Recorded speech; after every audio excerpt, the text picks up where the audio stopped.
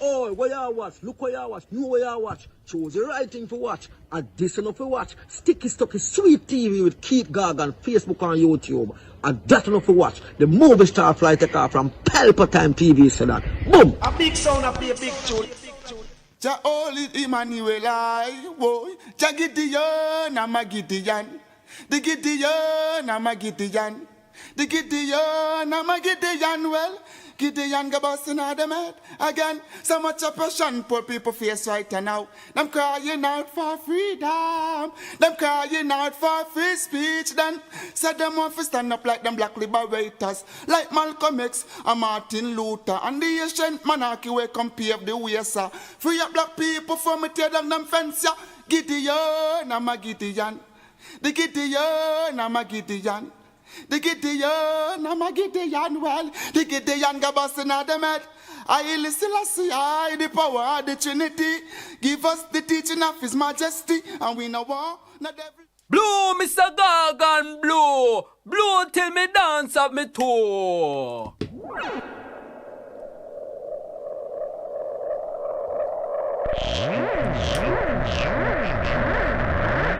This is Sticky Stucky Sweet TV with Keith Gargan. Good, healthy food with the X Factor. So give it a like, share, subscribe, and touch up that notification bell. And that is it. Look at that. A corrupt government cannot liberate the people. If the head of the stream is corrupt, the entire river will be also.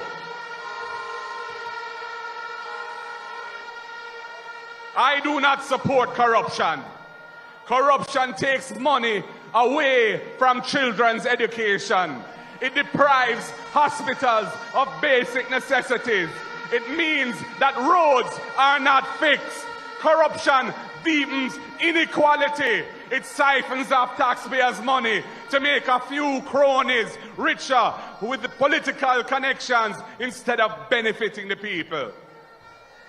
This government has been doing everything it can to weaken and undermine the Integrity Commission, which is an institution that I designed as Minister of Justice and brought the legislation to Parliament to fight corruption in this country. I have said it before and I will tell you again. Jamaica cannot move forward without a government built on integrity that embraces principles of good governance in this country. Woman, you sexy from your born. Walkie, woman. You born sexy. You sexy from your born. Spin your roll, make them see the bumper. And no dumper. Walkie, woman. Woman, you sexy from your born. Walkie, woman. You like how you walk. You just a walkie. And a talkie up. You back it up, cock it up, fling it up, ice it up. The thing pretty and buffy. Walkie, woman. You know sucky. You like when me shooby up. Walkie, woman. Me like when you sweaty and wetty. Just like when rain a fall off of your body like a raindrop. Walkie, woman. Me like when you wake up and you put on your makeup. Then you say you want a brace up, not tears up. Make me feel up. Then we kiss up, and the lips. That and the split up. Yo, walkie, woman. Me like how you walk. You just a walkie, and a talkie up. Yo, the thing pretty and buffy. You know floppy, or sappy. Your skin smooth like a young baby body. That's why them a watchy, and a chatty. Woman, you sexy from walkie. Yo, me like when you wake up and you put on your makeup. Then you say you want come brace up. Yo, make we kiss up, man. You sexy from your and the lips, not on the split up. Yo, walkie. You just a walkie. Walkie, woman. Me like how you walk. Woman, you sexy from your band. You like when me draw the long gun and me stick you up. Walkie, just a pinty up. Hey, walkie. Woman, you sexy from your band.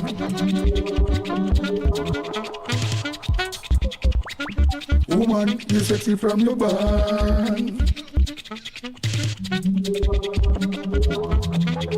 Woman, you sexy from your band.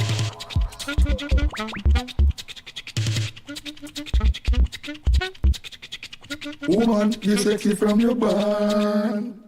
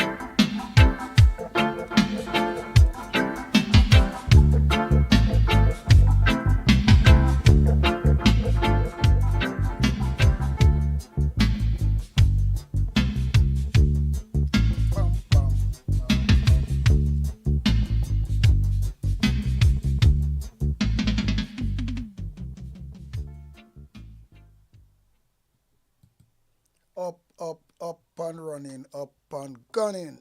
Sticky Stocky Sweet TV, Keith Gargan. Cassava, passava, mind over matter. Up and running. Blessed Wednesday evening to each and everyone. Near and far, we up and running. A long time I don't really come do a live, because I'm so busy and things like that.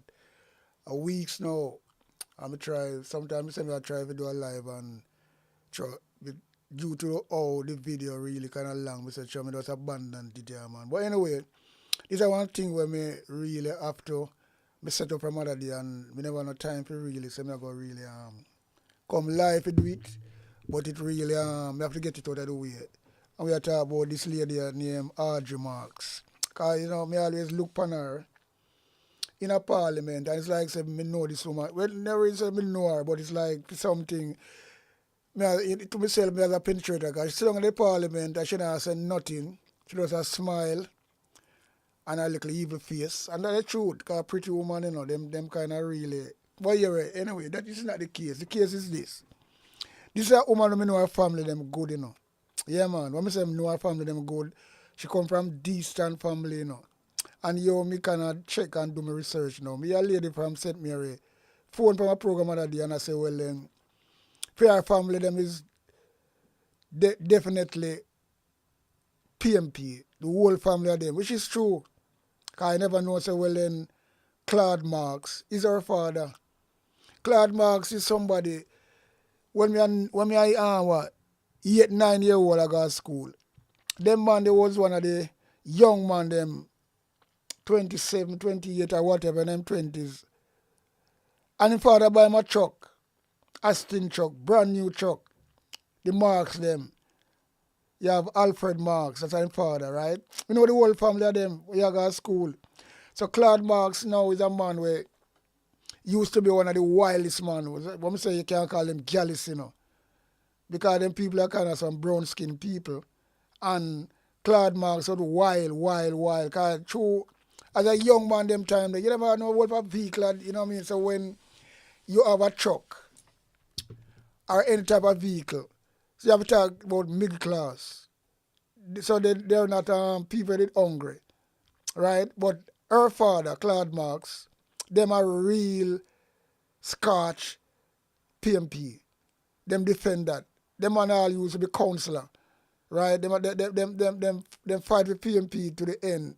In fact, all around the south, in a St. Mary the south, from Gale Wood Park come right round up to My Gully, up to Dressicky, Shea, because which part the Marks them used to live, you know. It's Shea, and you have Dressicky up at the top, where you have the post office, you have the bakery. So Dressicky is more a little town, more than Dressicky, more than Shea, sorry. So the whole of that stretch is you know, you have the DeCosta them, you have the Ralph, and you have the woman the post office lady there, what she name is, I can't remember what she name. She used to run the post office. Because around there so used to be a nice like residential company main there, so you know. So the Marks them used to there so. And you know, you have the Colton, yeah. The Colton them, they used to run the post office. Those are types of some middle class people used to live on that stretch a road, go right up to Dressicky, go into Port Maria, right? So I know this lady Raslam, her family. I almost know her family from top to bottom. Because her father is a good man, you know.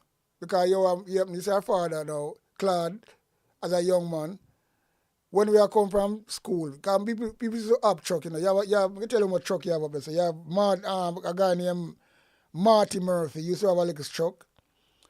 In a My Gully, so if you come from school, you have to have a Mount Angle school. People as school youth, we have truck to take you up on the hill. But when Claude Marks are come up and see the school kids them, him always slow down and make people jump on the truck. It's not like some of the truck man them, when them see you, them try to drive harder. You know, them type of style, eh?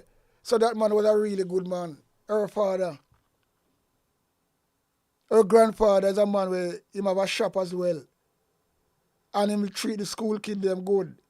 If you know nothing, them and give you something. So her family, them a decent family, believe you me, the Marks them.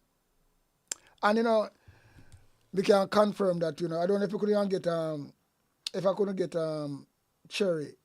If I get Cherry, that would be really nice. Because she would can confirm that. You know what I mean? But you know, we know them people are good. But them time that she not have a born yet. So she might, because true Claude Marks is a wild man. So she not take it after the Marks them, she take it after her family. I don't know, because Claude Marks have a lot of kids, you know, and believe you me, that was a gallus, wild man. Because them man, they, remember, you know, and that's how it used to go. Because as a young man, I drive big truck and things like that. All the rascal pretty woman, them man, you know, any woman them want, they want, them can get it. You know, in a them time there. And it's serious thing. Yeah. So, me know our family very good. But I never know till other day. I'm going to do my research and boom. Bingo. Same Claude Marks them from Dressicky. Them say Dressicky, but it's not really Dressicky. Them come from Shea. Dressicky is up at the top. Yeah. Dressicky is up at the top.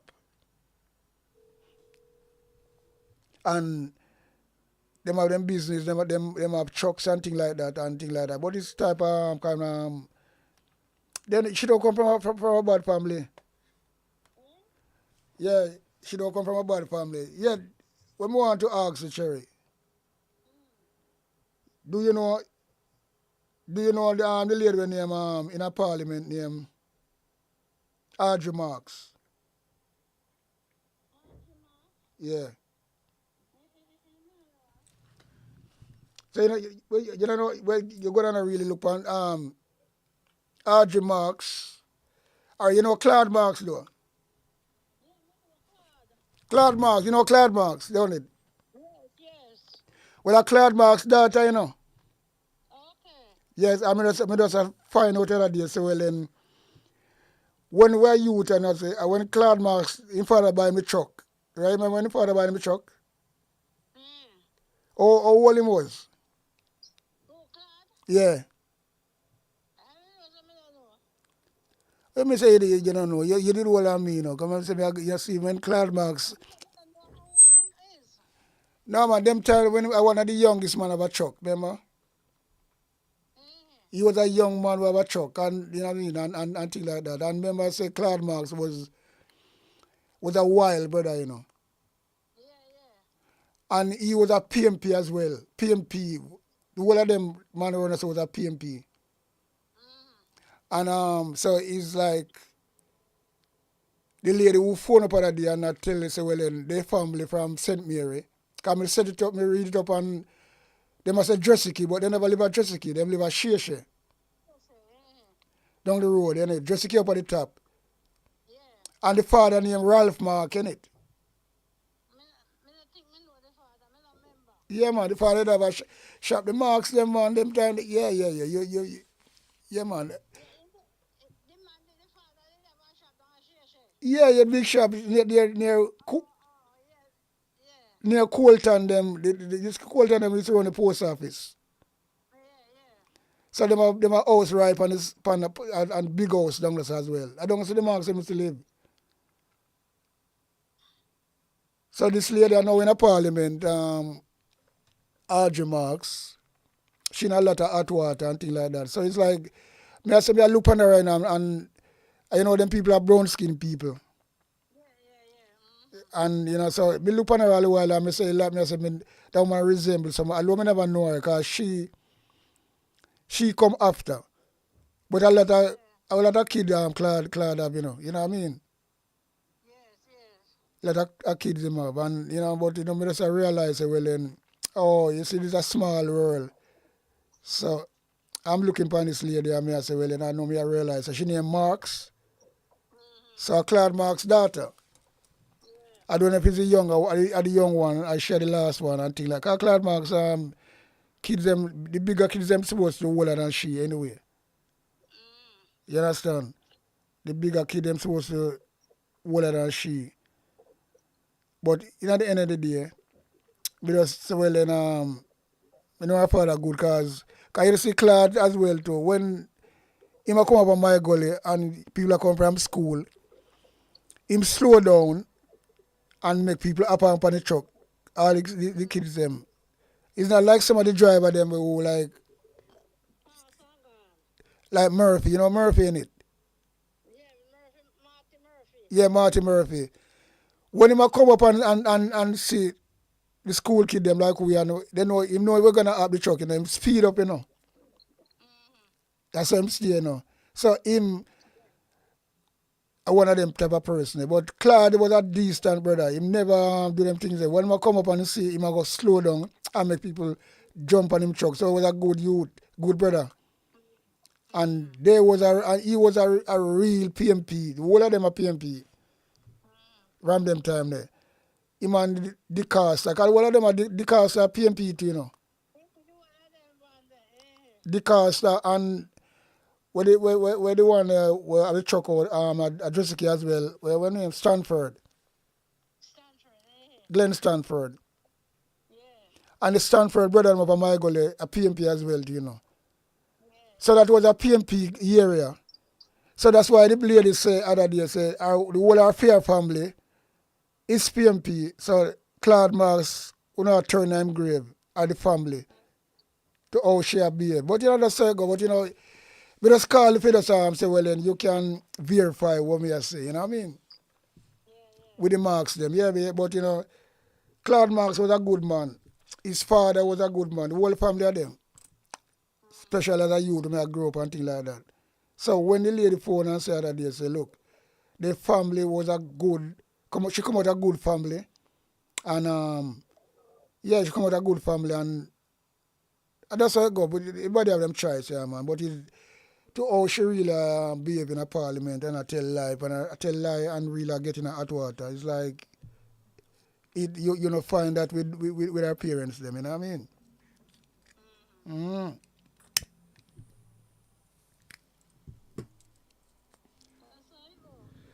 Yeah, man, but it good for you know so well then people alive we can verify story, you know. Cause when me hear said because that's the marks them come from St. Mary, but I never know which part of St. Mary because St. Mary big. But when you talk about Jessica now, it just click. I know say one marks them come from up there, so. And I think Claude marks them. And we get to find out say it's her father. You know what I mean? Mm. Anyway, I just that me they want to call him and talk so if it just verify it, you know what I mean? Yeah. So what's your name, all right? Hmm?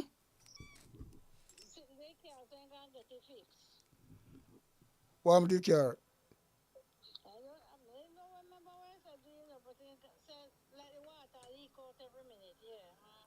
Oh, the radiator. Okay. Yeah, man. So, all right. Yeah, yeah, later. Yeah, cool. Yeah, yeah, cool. Yeah, man. So, you know, so we verify that. So we know for your family. Good, good, good. Claude Marks, our father. That's a man who used to up him chuck. Lot of we, Bonnie, Tony, the whole of we come from school. All woman too used to up him chuck, you know. But you know, we never used to up Claude Marks chuck. When him see we going down or coming up, him a go stop and we jump on. Them was a caring people, right? To everybody. Claude Marks was a champion in the Rascal district, in our part there. From my gully, Jessica Sheshe, Unstone, you name it. Bannygate, and all these places. So this woman come from a good family. And all of her family them is Rascal, PMP. And she come out to be a horrible labor right woman who tell pure lie and do all kind of things. And she put herself in a hot water. I don't know. Because pure lie them are telling out. Everybody attack a different story. And them take time now. Because she want to be in the criminal Rascal. I remember, you know, this woman is it was an ambassador America, and then something happened, and as she come from America and come to Jamaica, Andrew Wellness promote her to Senate. So them know what them do. They know what they're doing, definitely. And that's all it is. But you know the end of the day, me know say well then, me know her people them, but me never know her. She had the younger generation. As me say, Claude Marks was a girlist, and them man have girl like wow. Until you see them a drive, you see different women in them truck and things like that. Them man are wild man, them man are girlies and things like that. Fair fathers are girlies. Me can fucking put my neck on the block and know that. Anybody can tell you that. Anybody can tell you that. And you know, Cherry confirmed that. Me can call other people and them can tell you more. And people know older than me too. Can tell you more up to the time when me leave down the south and that town. Right? People there will never really leave down the south. So the whole situation, me know the whole family. And them are good people. They are good people. Yeah, they marks them. But this one I know come out to turn out to be something differently. But anyway, we have got to Rattigan and hear where Rattigan talk about her. Because they man have the file. And that's why what I think, Mr. Well, then I have to play what I go on, you know? Mm-hmm. So, what we're gonna do, we're gonna jump and find this video here. So we can find this video. And hear what Ratty gonna say. Because I'm all whole rascal. File upon the whole of them, but she personally, because she tell pure lie. And that's all it is. She box herself in a corner.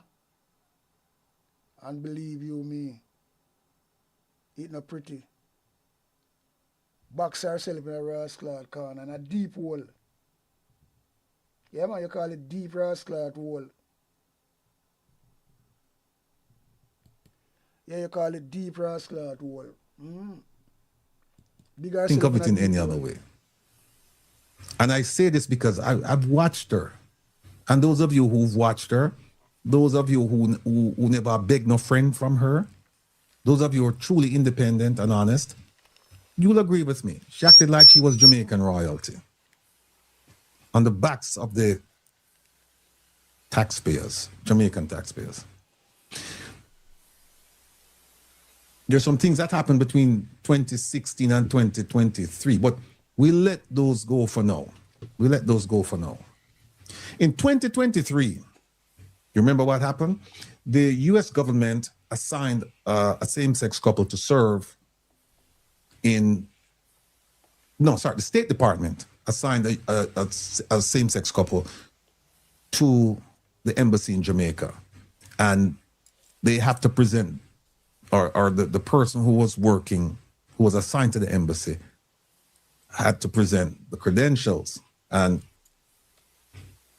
the credentials were sent over. That's how it works in the diplomatic world. You just don't fly in our country and start working. You have to present your credentials to host country government, and they accept it. And it's perfunctory. It's just normal. You know, it's rare is the occasion where they'll say, we don't want this person. But you send it in, and it's rubber stamped, and fine. You come in and you start doing whatever you need to do. Jamaican government didn't respond. The embassy sent a reminder saying, hey, we sent you these, the credentials for this person, and you haven't approved it. So what's going on? And it was only then that Kamina Johnson-Smith stood up and said, well, this relationship is illegal in our country, and we're not going to countenance this. That's the same-sex issue in July. That happened around July 2023. And that was followed by a sharp rebuke.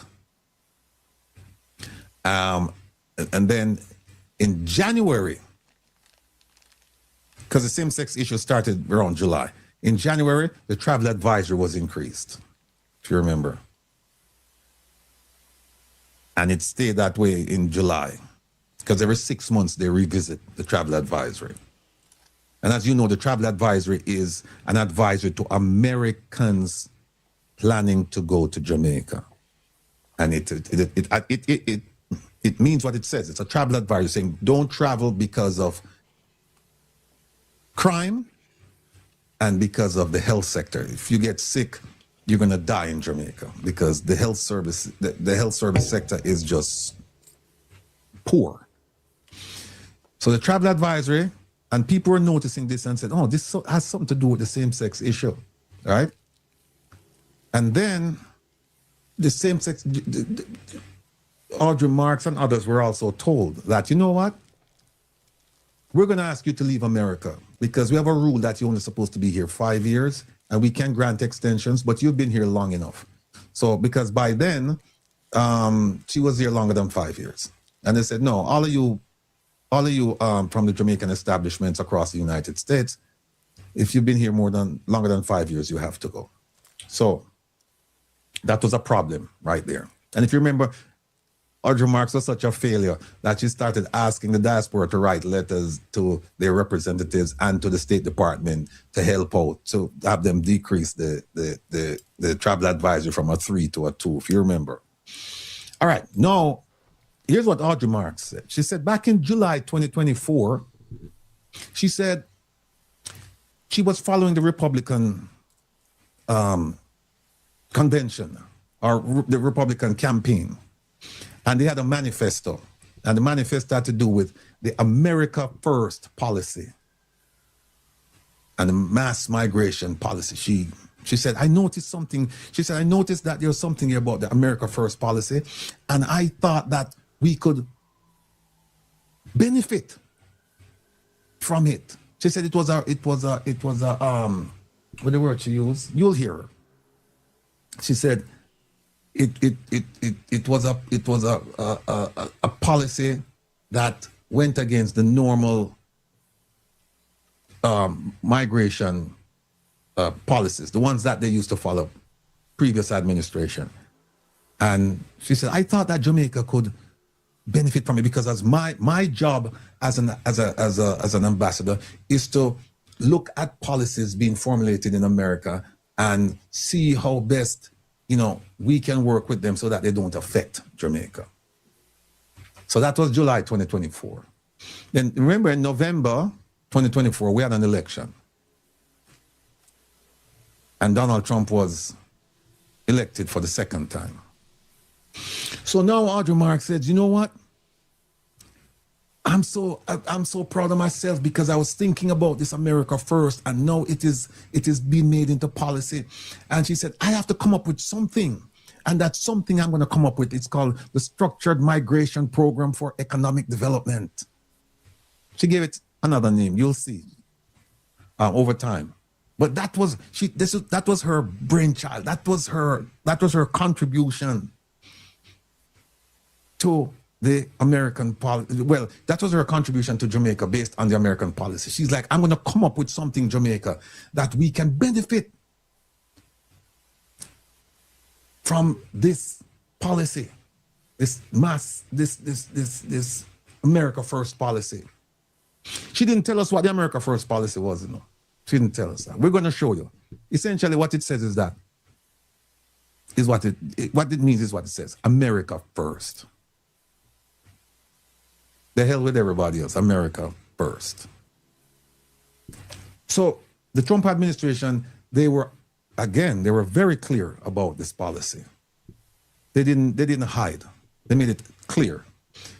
So Audrey Marks came up with this program. Now, the Structured Migration Program for Economic Development. Let me show you what it is. Here it is, right? It says that it calls for an expansion of the H-2 visa from 20,000 to 200,000. That's a farm worker visa, right? She said that we have 20,000 people in Jamaica participating in this program in America, and she said, we're looking to expand it to 200,000 over time. That's number one. That's the number one policy. It's come for the America first. The second one, she said, we're coming up with a structured migration economic development program. Skilled workers coming to Jamaica from the US. So the first program, Jamaicans will be going to America. I mean, the first point. The second point, workers in America will be, and they're not Americans, will be coming to Jamaica to work.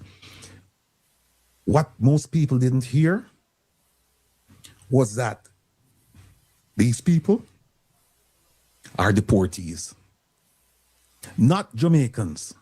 This is a TCN program, but she cloaked it in diplomatic speak.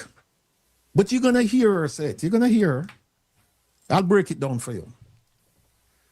Then the third one is, she said, a near sheer talent residence hub where professionals will come to work in Jamaica to support U.S. companies because of possible reduction of H-1 visas. H-1 visas, those are for the professionals, people with, master's degree, blah, blah, blah, blah, blah. They have a specialty.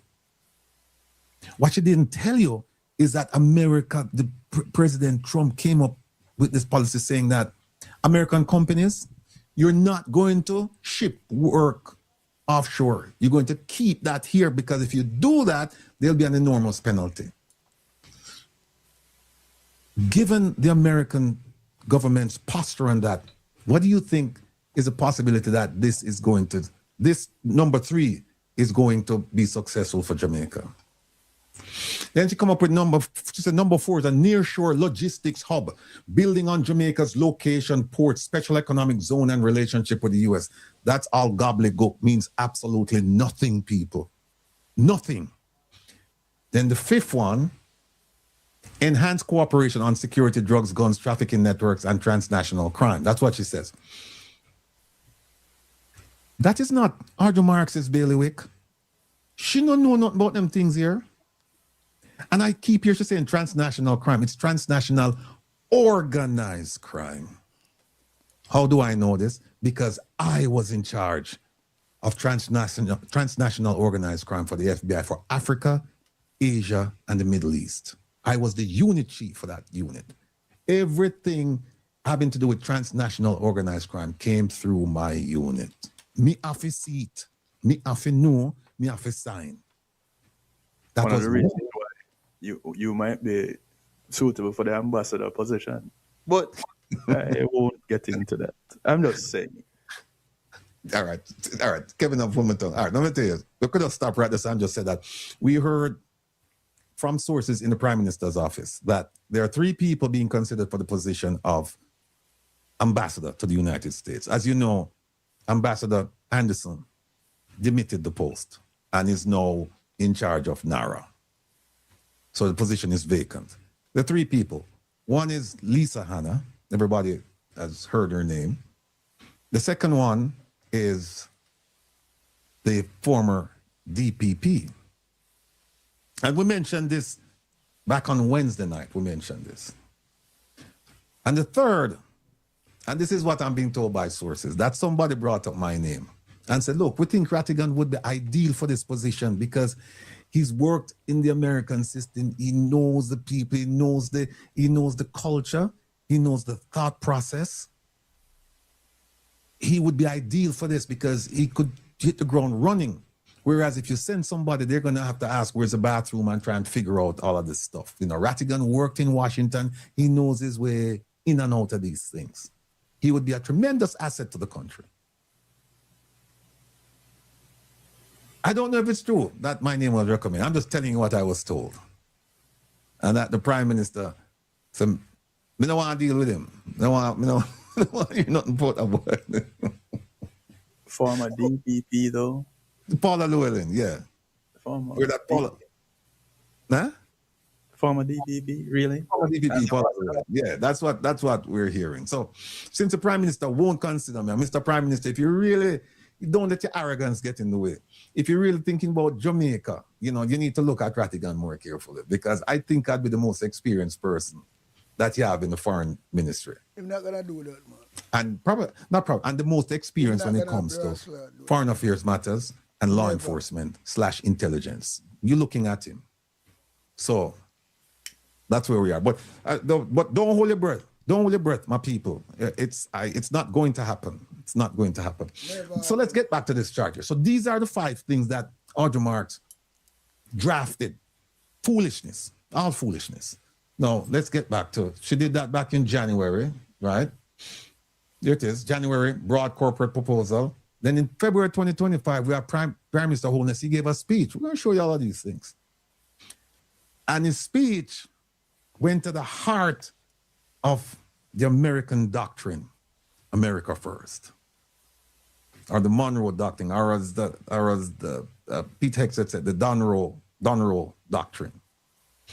Then in same February, according to Audrey Marx, there was a meeting to discuss the proposal. She later on went on to say they had meetings in January, February, and March. But at this point, we're just focused on the February meeting. Then in March of 2025, she said she finalized this broad corporate proposal. The points I just gave you, the 5 points. And then she called it the Embassy Concept Note. So it went from broad corporate proposal. And but sometimes when she speaks, let me just say something about her speaking ability.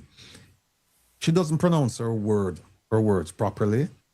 As a diplomat, you expect more than that. You expect the person to have a very good command of the English language. You expect them to speak in a crisp, clear manner. You know, the ABC rule: accuracy, brevity, clarity. ABC. You expect that from your ambassador. You expect an ambassador who can break down some complex issues to a level where you can understand. Not the ordinary man in the street, but you can understand. And they're supposed to be able to flow. You know, not always up here and not down there. She doesn't have those abilities. She didn't, never. It's not her style. No, me can't get her with it because Patois my first language, right? And nobody may expect nothing from me. So me can't say, well, I'm going to say I'm good. But I dare say that as a speaker,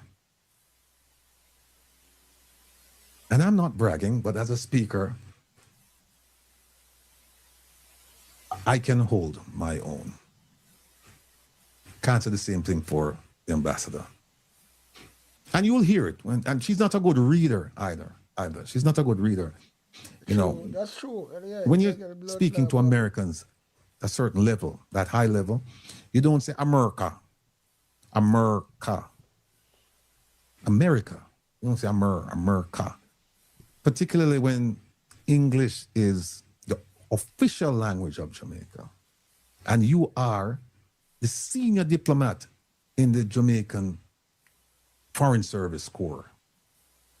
But this is what we get when you have friend and company. Yeah. Anyway, so that's her thing. Listen, look at this now. March 13th, she demitted office. March 13th, she left. Pack it in. Now, we believe that something went on with the State Department because she just braps and left. And she had many things planned. It would appear as if she was told that you need to go home. You need to go home. And so she packed up and she left. Now, on the 14th, the next day, she left America. Her last day in the office was the 13th. The next day, she was in Jamaica and she was sworn in as a senator. The next day. Well planned. Then on March 26th, 27th, Secretary Rubio was in Jamaica. And we have Audrey Marks saying that she returned to Jamaica in April from her stint as ambassador. How is that possible?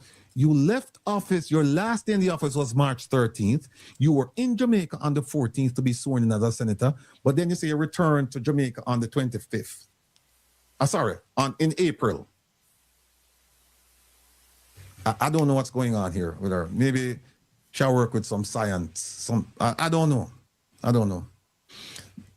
We don't hear anything from Audrey Marks again until December 10th to the 11th, where she met with U.S. officials, Patrick Weaver, Joseph Humery, and Philip Hexeth. Now, that's why I said to you, you need to have your paper, your pad, and your pen, because you see these three names, they're going to come up again. And I'm going to tell you what these guys, what they do for a living. And so you will be left informed to make a judgment as to what they discussed with Audrey Marks. The meeting on December 10th, 11th, it was hosted by Audrey Marks. You know who wasn't there? Kamina Johnson-Smith, Minister of Foreign Affairs and Foreign Trade. This meeting took place in Jamaica. She wasn't there. She had representatives at the meeting, but she herself was not present. And Audrey Marks hosted the meeting. Audrey Marks, who had nothing to do with foreign affairs. Remember, she left in March. Well, in April. She left twice. She left in March and she left in April. But we're going to show you who these people are. And I'm telling you, all of this is going to become crystal clear to you as to what was discussed. And you hear she talk about the structured migration program. No. Ambassador Marks, please, don't do that. So then, according to Audrey Marks, Ambassador Audrey Marks, Minister Audrey Marks, on January 2nd, the U.S. proposed that Jamaica consider receiving TCN, it should be TCN's, third country nationals. Yeah, that's fine, it's fine, from the U.S. No, she's saying that a dip note, we took the form of a dip note. As I mentioned last week, people, a dip note concerning an event like this doesn't happen in a vacuum. They don't surprise you and just send you something and you see it and you say, oh, they're looking. No. It was, a dip note was preceded by conversations. And the dip note is just memorializing what was said. I said, listen, here are the things that we discussed. Sign off on them. You don't get a dip note just out of the blue like that. For this kind of thing, you don't. A dip note is after you've had your conversation with the people. After, and you said, and then you commit it to paper, and then you send it to them, and then they deal with it. Right? So then when she said, Audrey Marks also said the TCN, she's talking about the idea, the document, all that. It originated, you know what she said? In the US. She didn't say it was originated from the US. In the US. Pay careful attention to words, my people. And then she went on to say again that it was 6 months of negotiations before it was submitted. Now, remember now, she said right here, she said it was January 2nd that they sent the MOU. So, January 2nd, February, March, April, May, June, July. So she can't count because it should be July. It should be 6 months before the MOU was submitted. No. Which meeting was that? It's this one here. It's the second. It's this one, January 26th at the top of the screen, January 2nd. She said that's when they sent the MOU. But remember now, people, she had a meeting right there, December 10th, 11th. And then right after that meeting, look at the sequence of events. December 10th, 11th, they had the meeting. January 2nd, less than a month, the MOU came. And she said they sat on the MOU for 6 months. No, she's saying 6 months of negotiations before the MOU was sent. So what she's saying now is that MOU was sent in July. We know that can't be true because the Gleaner was reporting on the MOU in June. That can't be true. Right. So which meeting did negotiations for the MOU start with? Well, the only one we know of is the one before that is the one in December. But she said it's 6 months of negotiations. So unless the one in December was a meeting about that. But she's saying no, it wasn't. They're playing games here, people. But so let's move on. So then she also said that the structured migration program that they started discussing it. She said in January, February, March. So the professor just asked a question, which meeting are we talking about? Because there was no meeting in January based on what she said earlier. There was no meeting in March, at least not with the Americans. There was no meeting with the Americans in February that we're aware of. So I don't know, all of this she's talking about, I don't know if she's talking about meeting with the Americans or meeting with her colleagues in the cabinet. But they had meetings in January, February, March to discuss this. And so she said the conversation continued to the Counter Cartel Conference in Florida. Want to remember this, people? Hold on. But the green there, Kevin's favorite color. All right. Want to remember this? Wait there.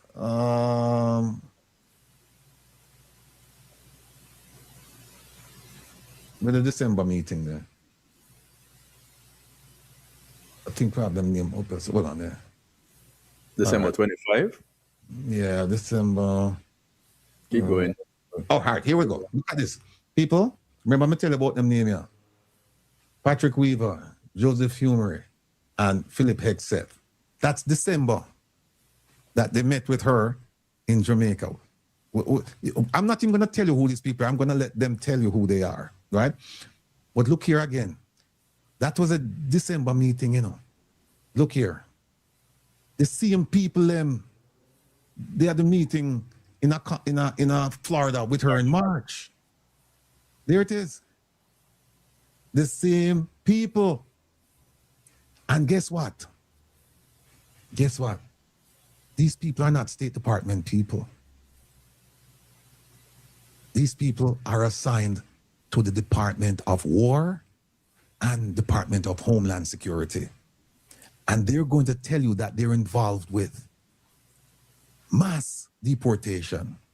So that's a TCN program.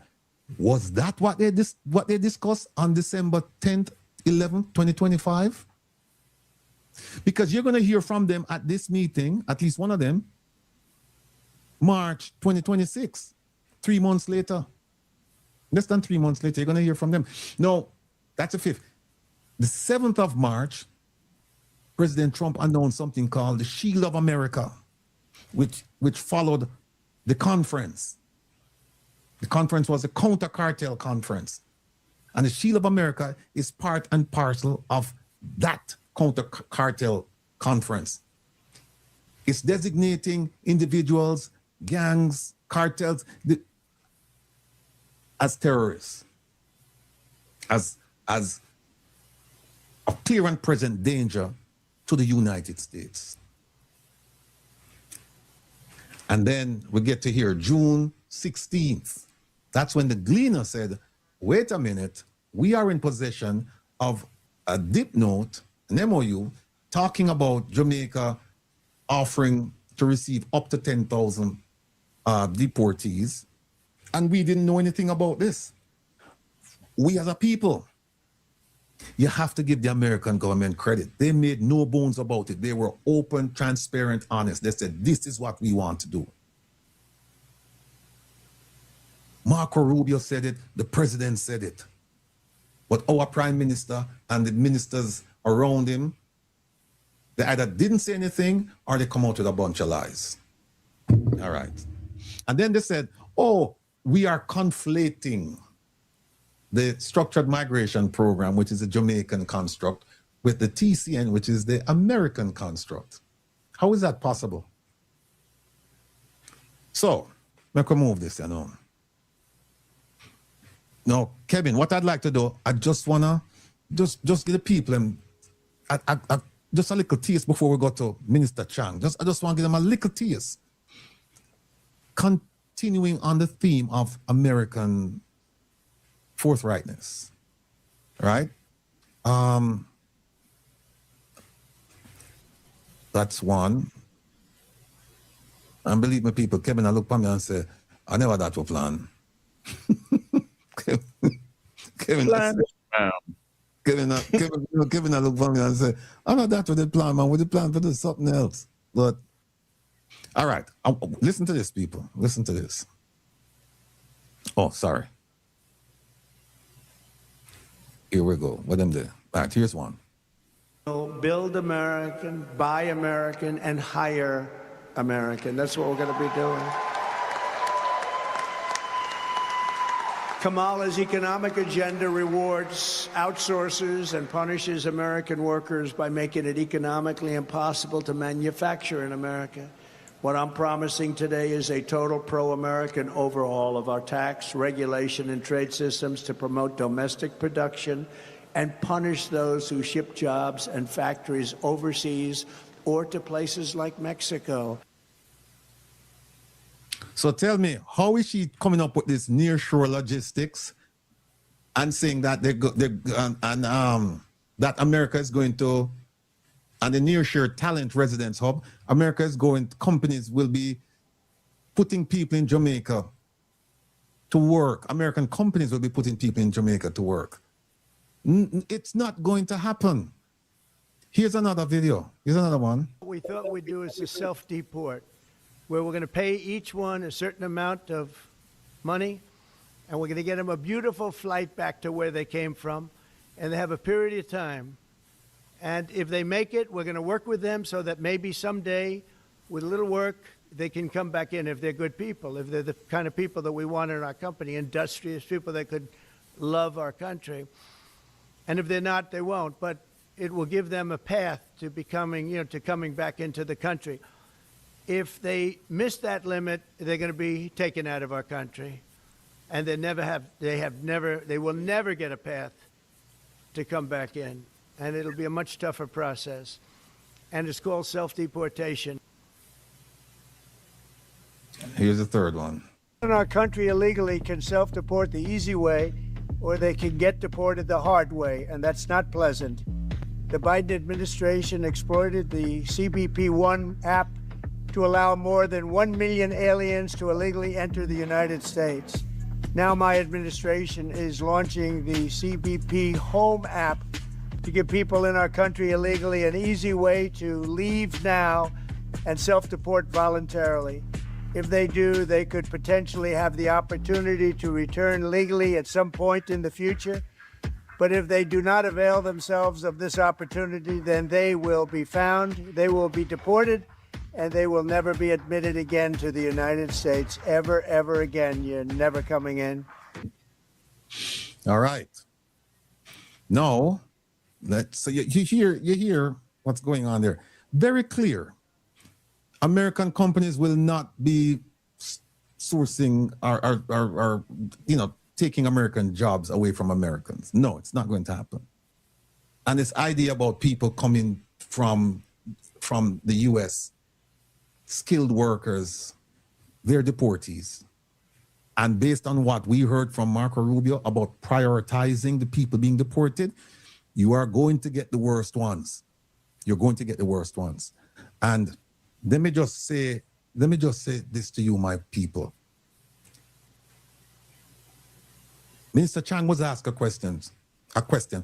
Do we have Jamaicans in the TCN? And his answer was, at one point, he was saying, no, you can't have, because that would be a different type of deportation. They would just come straight here. TCN, they would go to a third country and get to another, their final destination, whether it's their home country or another country.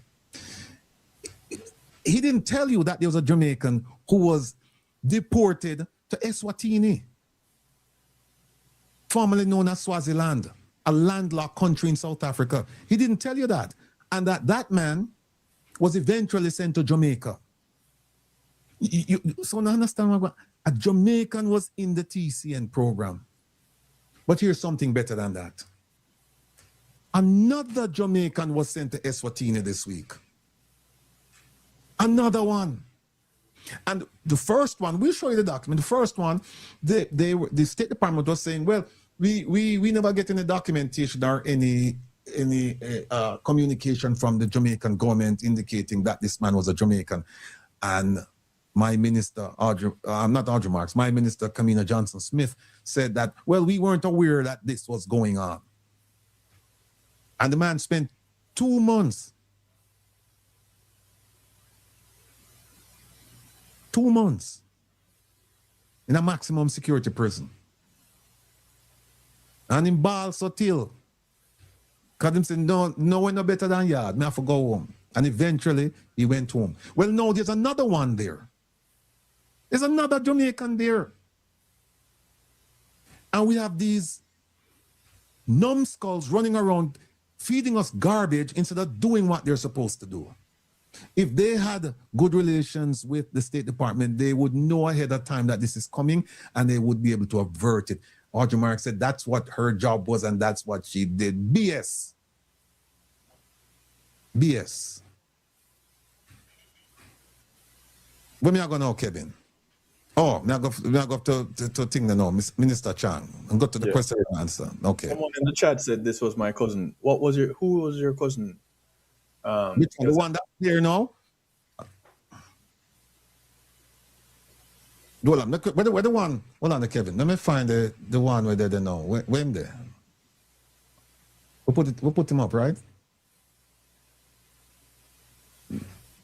We did? Yeah, we did. It was an article. Oh, here it is, right here. See. Oh, yeah. Yeah, this is the latest one. Yeah.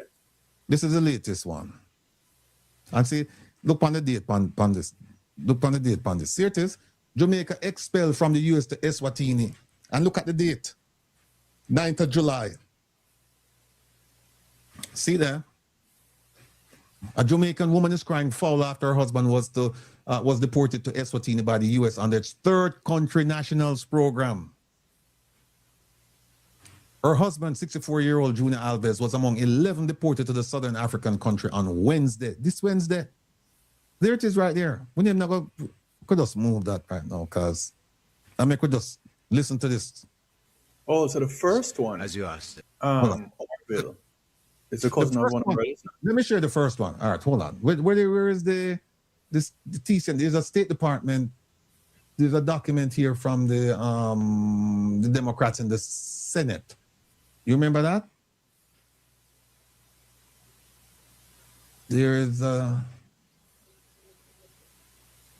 There's one from the Senate. We had it up last week. Is this TCN? No, TCN. All right, hold on. Where is it?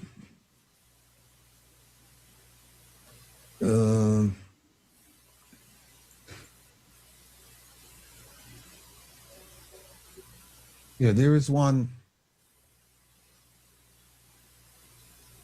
Hold on. Give me 1 second, people. There is a document here, Kevin. It's from the State Department. We had it up last week. Yeah, it could be one of those. It starts up. So, go up? Go up. Okay. Yeah. Is it this? Let me see if it's this. No, this is the letter from them, but there is a little magazine thing like. This is the letter. Yeah. It should be right next to this. It should be right next to this. Hold on. Come on. No.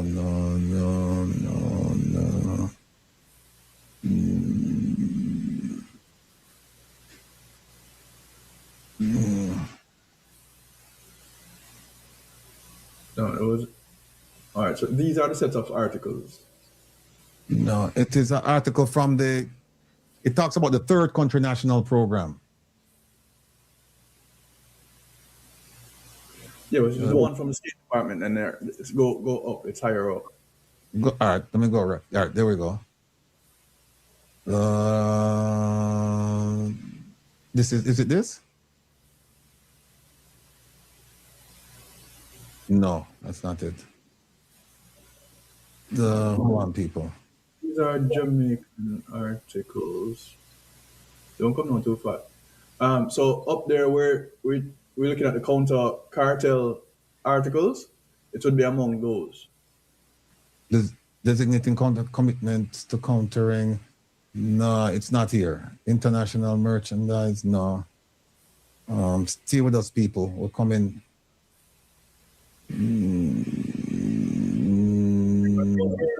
The state. On the front of it, you have a plane. On the front of it, you have a big plane. Yeah, I remember that. Yeah, that was a PDF actually. So where would it be? Yeah, so that go back up. There. Yeah, it was one of these PDFs right here. No, it's none of these. No, these are deep notes. Yeah, those are okay, but needless to say. Yeah, I don't need it. But if you can find it for me, please. Yeah, I'm gonna put it up on my side. Yeah, look on it from your side. But people, all right, we move into this now and listen to where our government and this was back in mid-June. Listen to this. Okay. We'll skip through. Information service here. Good to this see lady you. here. Giovanni Dennis is here also. Stations. I don't know how much I can. Let me just go down to the questions. Those are the facts. So Those are the facts. he's All right, being listen to the efficient again. question. And we've given you the details. You would have seen the press release that was done yesterday. It gave a lot of information in there. And the reason a lot of information was given was because we wanted to say to the public, look, this is it. We've laid everything out. This is what is there. It's not finalized. There's some operational details to be finalized, but we gave a lot of details. And so we're here this morning ready to take your questions. Remember, Minister Hill is also here on the issue of cement, which has been in the public domain a lot. He can take questions there also. So let's go straight to the questions this morning. Morning, everyone. Mahiri Stewart, Nationwide News here. Question for Dr. Chang. On who initiated the MOU and when was it signed? No, MOU between countries are not a matter of initiating that. The Americans have a... No, you know what, people? He said something that was quite interesting when he started before the question and answer period. Let's visit that. Chang, I'm a big liar. It's one of the first things he said. Liar, and fuck. you need to listen to this nonsense. Minister of National Security and Peace coming to give you an update on a matter that's been in the public domain since yesterday, and we want to clarify everything for you. That's why we're here. And so please welcome our Deputy Prime Minister, the Honorable Dr. Horace Chang. Honorable. This honorable. Thank you much, colleague, Minister Dina Morris-Dixon. And good morning to the teams here. I think been recognized by both this moderator and my predecessor, Minister Hill. It's my privilege to join my colleague this morning at this press briefing. I said there seemed to be a very great turnout, so there might be some expectations. I don't know how much I can satisfy that. But there have been issues in the news recently. Probably I should be speaking to the trans-TCN, third country national that are passed through Jamaica, but it has been headlined a number of other features which I need to clarify before I speak, and I have to do the clarification and take the questions. First of all, Jamaica is not receiving any deportees from the United States, except Jamaicans. You hear that? You hear that? Jamaica is not receiving any deportees except Jamaicans. That's a damn lie. Because the MOU is about receiving deportees. They're trying to give you the impression that these are not bad people coming to Jamaica. These are paragons of society. These are hardworking, intelligent, law-abiding people. That's what he's trying to tell people, that no, the TCN program, no, we have no deportees coming. It's not true, people. It is not true. You heard what President Trump said. You heard what Secretary Rubio said. They said we're getting rid of these people. These people are the dregs of our society. These people are killers, rapists, pedophiles. We're getting rid of them, and we're prioritizing getting rid of them. And you hear what he said? Listen to him again. It has been headlined a number of other features which I need to clarify before I speak, and I have to do the clarification and take the questions. First of all, Jamaica is not receiving any deportees from the United States, except Jamaicans. May I repeat that? We have no agreement, no understanding to accept deportees from the United States. We accept every month 100 Jamaican deportees. And we have the expertise and the staff. Yeah, that's not true. So we can move on now to the question and answer piece now. Question. Okay. So they send us up because there are several other countries in the Caribbean. The Americans are our primary trading partner in the reception of 10,000 illegal immigrants. There is no such discussion, and that they cannot do it this morning. You see what they're saying? They're playing word games with you. They're saying that there is no discussion to accept 10,000 criminals. Of course, the MOU is not going to say we agree to provide you with, and you agree to accept 10,000 criminals or up to 10,000 criminals. It says up to 10,000 deportees. And in that 10,000, we are contending, we are submitting to you, our people, that there will be criminals in that 10,000. There will be criminals. Will all 10,000, it says up to 10,000. Will all 10,000 be criminals? Unlikely. But are you saying that none of them will be criminals? Well, technically, they will all be criminals because they have violated immigration laws. Right. They've committed a crime. They won't necessarily be convicted criminals. unlike people running the country, but that's another story. As it relates to the skilled workers, these are individuals who I am understanding from their reasoning are said individuals. You know, they are the ones who have skill sets and qualifications, just no status in the United States. Now, this goes back to the point that you were making earlier and have been making repeatedly. How do we know? Because there's nothing that is going to be laid out to say, okay, these individuals, these ones up here at this part, in this section of the list, these are the ones who have committed crimes and have been convicted. The other ones, these haven't committed any crimes. They just are not going to be allowed to be in the country. Them you can use to help develop your country. Now, if they're that good with what they do, that they were contributing positively to the United States, then no concession being made. And if I have any kind of skill set like that, when you have Canada, UK, Italy, Germany, Norway, or let me just generalize, Scandinavia, Europe, Canada, you have these places you can go. I would want to go to Jamaica. Why? People in Jamaica are talking about leaving. I would want to go to Jamaica with my skill sets. Why? Africa. Let's not leave out Africa. Because they, for one, would openly accept some of these individuals that they're classifying as to be deported. Not because of criminal, but because of skill sets. And it's not to say that Africans don't have skill sets. Because we have seen time and time again that they do. It's just that we don't get the feel-good stories. We get the negative ones. And here is someone in our midst that can tell us the feel-good stories about Africans and Africa. As someone who has been there number of times, numerous occasions, lived, worked. So socialize. The man is practically an African himself. Talk to them every day. Almost every day we talk to them.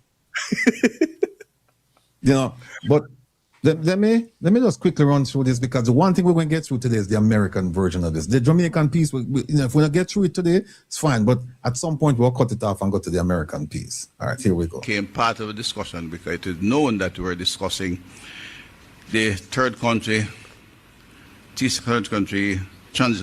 nationals through Jamaica, because there are several other countries in the Caribbean. We signed on Wednesday and we decided we'd make a statement on it, and I reserved that statement for the diaspora event in Montego Bay yesterday, and we would have sent the press release out as normal. Okay, well, is for Jamaicans who are deported, are they or have Jamaicans ever been part of a TCN program from other countries? You hear that? What Jamaicans? For Jamaicans who would have probably been deported from No, I'm not. For Jamaicans who are deported? From other countries. Well, like, you're the been an question. issue where Jamaicans have been a part of No, TCN? if Jamaicans have been deported to Jamaica, there's no issue. We receive them. Find the document for me. The Americans, the United States of America have the vast majority of illegal migrants from Jamaica, of all illegal migrants, and we have an understanding between those. So they send us about 100 every month. I think they are looking at maybe sending back to Jamaica with over 3,000 Jamaicans. If we didn't have an understanding on how to handle it, negotiated by the professionals who have to do the work, all they do is set the policy, and there's no policy on that. Once a Jamaican is deported to Jamaica, we must receive them. What has happened, because we are friends, we work out a structured arrangement which allows us to manage it in an effective and efficient manner, and therefore we take 100 a month, roughly. 2 shipments 2 Right. aircraft. Sometimes like- 100, sometimes less than 100. And could you elaborate more on the accommodation for the third country nationals? All right, that's your last question, For who? Mahiri. There We'll move to the next one. TCN, no point. deportees. All right. This lady is asking some With nice confirmation, questions. Until that is done, we can't receive any. Morning, Kimon Francis from the Gleaner. Just to clarify, the Gleaner at no point reported that 10,000 TCN illegal immigrants were coming to Jamaica. Not TCN, no point. deportees. At no point. Question. No, and don't confuse it, 10,000 deportees is different from 10,000 TCNs. They are The not MOU deportees. They are not being detained. They are doing transition to Jamaica. Well, and they are to put in a comfortable place to stay. Oh, no, hear the big fat lime just done say? The TCNs are not deportees. So how them end up in the TCN program? You hear the TCN program is a deportee program. They're deporting them from the United States. It can't be any simpler than that. And yet still him have the nerve, the unlimited gall to stand up there with no shame and with a smile upon him face say that the TCN program, they're not deportees. They're not deportees. They are deportees, my dear people. If you're in the TCN program, you are being deported from the United States. It's that simple. We can continue. the MOU we were privy to that came from the US's embassy classified them as deportees. Uh-huh. Question. Just Is this just shut him up? Yes, just shut him up. She said the MOU we get from the US government says that they are deportees. seeking clarity. Did the U.S. initiate contact with Jamaica regarding the TCN arrangement, or did a senior government official first communicate that Jamaica is amenable to such an agreement? No, TCN is an American request. You see, him not answer the question. The the MOU for the TCN, yes, it came from the American side. But what I'm saying to you is that conversation started someplace before the MOU came. You have a conversation and it's followed by the MOU. He is giving the impression that no, we never had no conversation. They just show up with an MOU. It doesn't work like that, my people. It doesn't work like that.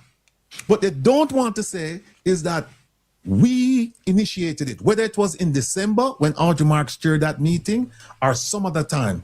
He doesn't want to say that, yes, we had what they should have asked him is, was there a discussion about the TCN program before the MOU was issued? That's the question they should ask him. Was there a discussion about the TCN before the MOU? Because when you ask him who initiated it, him just say, oh, it was an American, and he's referring to the MOU, and he's correct. The US government submitted the MOU. But people, that is like, if you listen to his reasoning, it's like the cart is in front of the horse. And that's how it works. The horse is the discussion, and the cart is the MOU. The MOU followed the discussion. The cart followed the horse. I can't make it any simpler. They have done so with several allies across the region and throughout the world. So it's their challenge that they're trying to resolve in a human way. So we never suggested it that No, we couldn't suggest that. We don't have a problem. That's why we suggest. Okay. You hear this sly remark, and because she didn't ask the question forcefully. That's what I'm saying. One of the things you need in these kinds of events is you need people with a specialty when you start asking certain, when you get into certain special circumstances and you have to ask specialized question, because she asked him the question, but she asked him as if, well, then, and it's almost like she had deferred to him. She should have said to him, Mr. Minister, was there a discussion between Jamaican and U.S. officials prior to the creation and the transmittal of the MOU was there. That's it. Well, on the sorry, Kevin. Let me continue. Go ahead. I mean, we don't have a problem. On this occasion, they are friends and they're seeking our assistance to resolve the problem. Did the U.S. at any time communicate that the arrangement could see Jamaica receiving up to 10,000 country nationals? No, there's no such discussion between the governments of Jamaica. Through no communication at all? He's lying. No. Audrey said Well, that if somebody talk to them on the street, I don't know about that. Audrey said I am she did. responsible, and the ministry, all communication that goes to the government of the United States. Oh, yes. All right, good. Thanks, Personally, Kevin. in the case, said. People, go back and listen to the question we should ask him, and let me show you something where Kevin just find for me. Country No, there's no such discussion between the governments of Jamaica. Let me go back and see what you're saying. He never suggested it. That No, we would couldn't suggest that. We don't have a problem. That's why we suggest. Okay. I mean, we don't have a problem. On this occasion, they are friends and they're seeking our assistance to resolve the problem. Did the U.S. at any time communicate that the arrangement could see Jamaica receiving up to 10,000 country nationals? No, there's no such discussion. There's a between the governments. discussion, Minister. Through no communication? See, no, he's trying to say, he doesn't say, but he's trying to say there was no discussion about the TCN, but there was a discussion about the structured migration that Audrey Marks is telling us that she raised the issue about up to 10,000. It is still the TCN program. Let me show you something. Now. Kevin, just find this for me. Huh? Big up yourself, Kevin. All right, see this here? See that? At what cost? Inside the Trump administration secret deportation deal. Now let me quickly go there and show you where we are talking about. Oh, and by the way, you see this man here? See this when there? This man here, this senator here? That's the man that Patrick wrote, a very powerful senator. See him right there, sir? Very powerful senator from New Jersey. That's the man now who has the letter from Patrick to look into the TCN program between Jamaica and the United States. And then, hopefully we will get some word from that from Patrick and figure out, where we go from there. But let me show you the thing. Remember I showed you about the Jamaican and July 9th. That was this Wednesday that was sent to Eswatini. Yeah, it's the second one. Here's the first one. Let me show you the first one. See it here? See it there? See it here? See it there?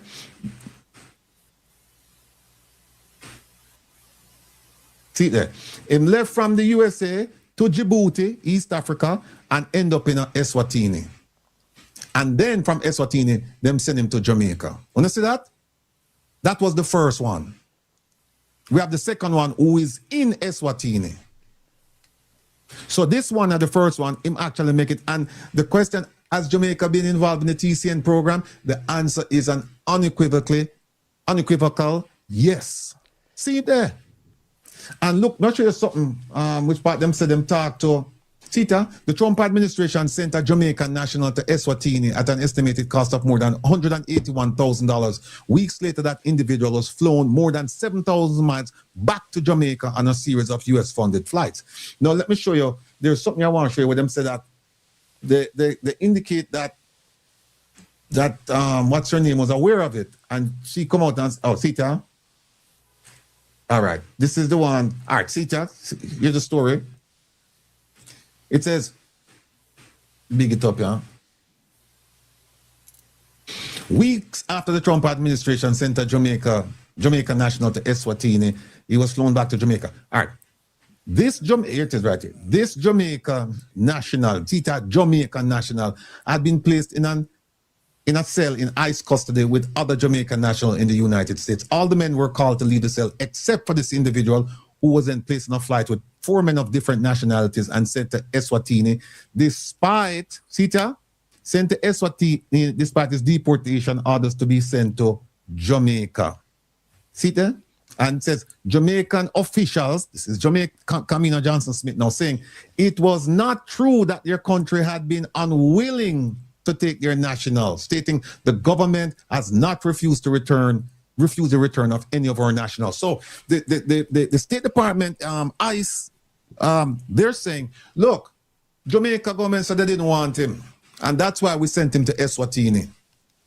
And now, see it right down at the bottom, yeah? Footnote, see it, Honorable Convener Smith, she said the Ministry of Foreign Affairs and Foreign Trade is aware of reports in the public domain of the transfer of individuals. Let me see if I can make it bigger for you. Yeah? See that? Purportedly including a Jamaican national to Eswatini. The ministry has initiated inquiries with the U.S. authorities to ascertain the veracity of the reported inclusion of a Jamaican in the transfer. The government has not, right here, not refused the return of any of our nationals to Jamaica, and accordingly, if the reports are confirmed, will continue its engagements with the U.S. on the arrangement necessary to facilitate the individual's return to Jamaica. So they're saying, hey, Jamaica, you didn't want your national back. You didn't want him back, and that's why we sent him to Eswatini. And the government, through Kamina Johnson Smith, is saying, we never know anything about this. So think about this now. Think about this, people. Who is lying? Who's lying?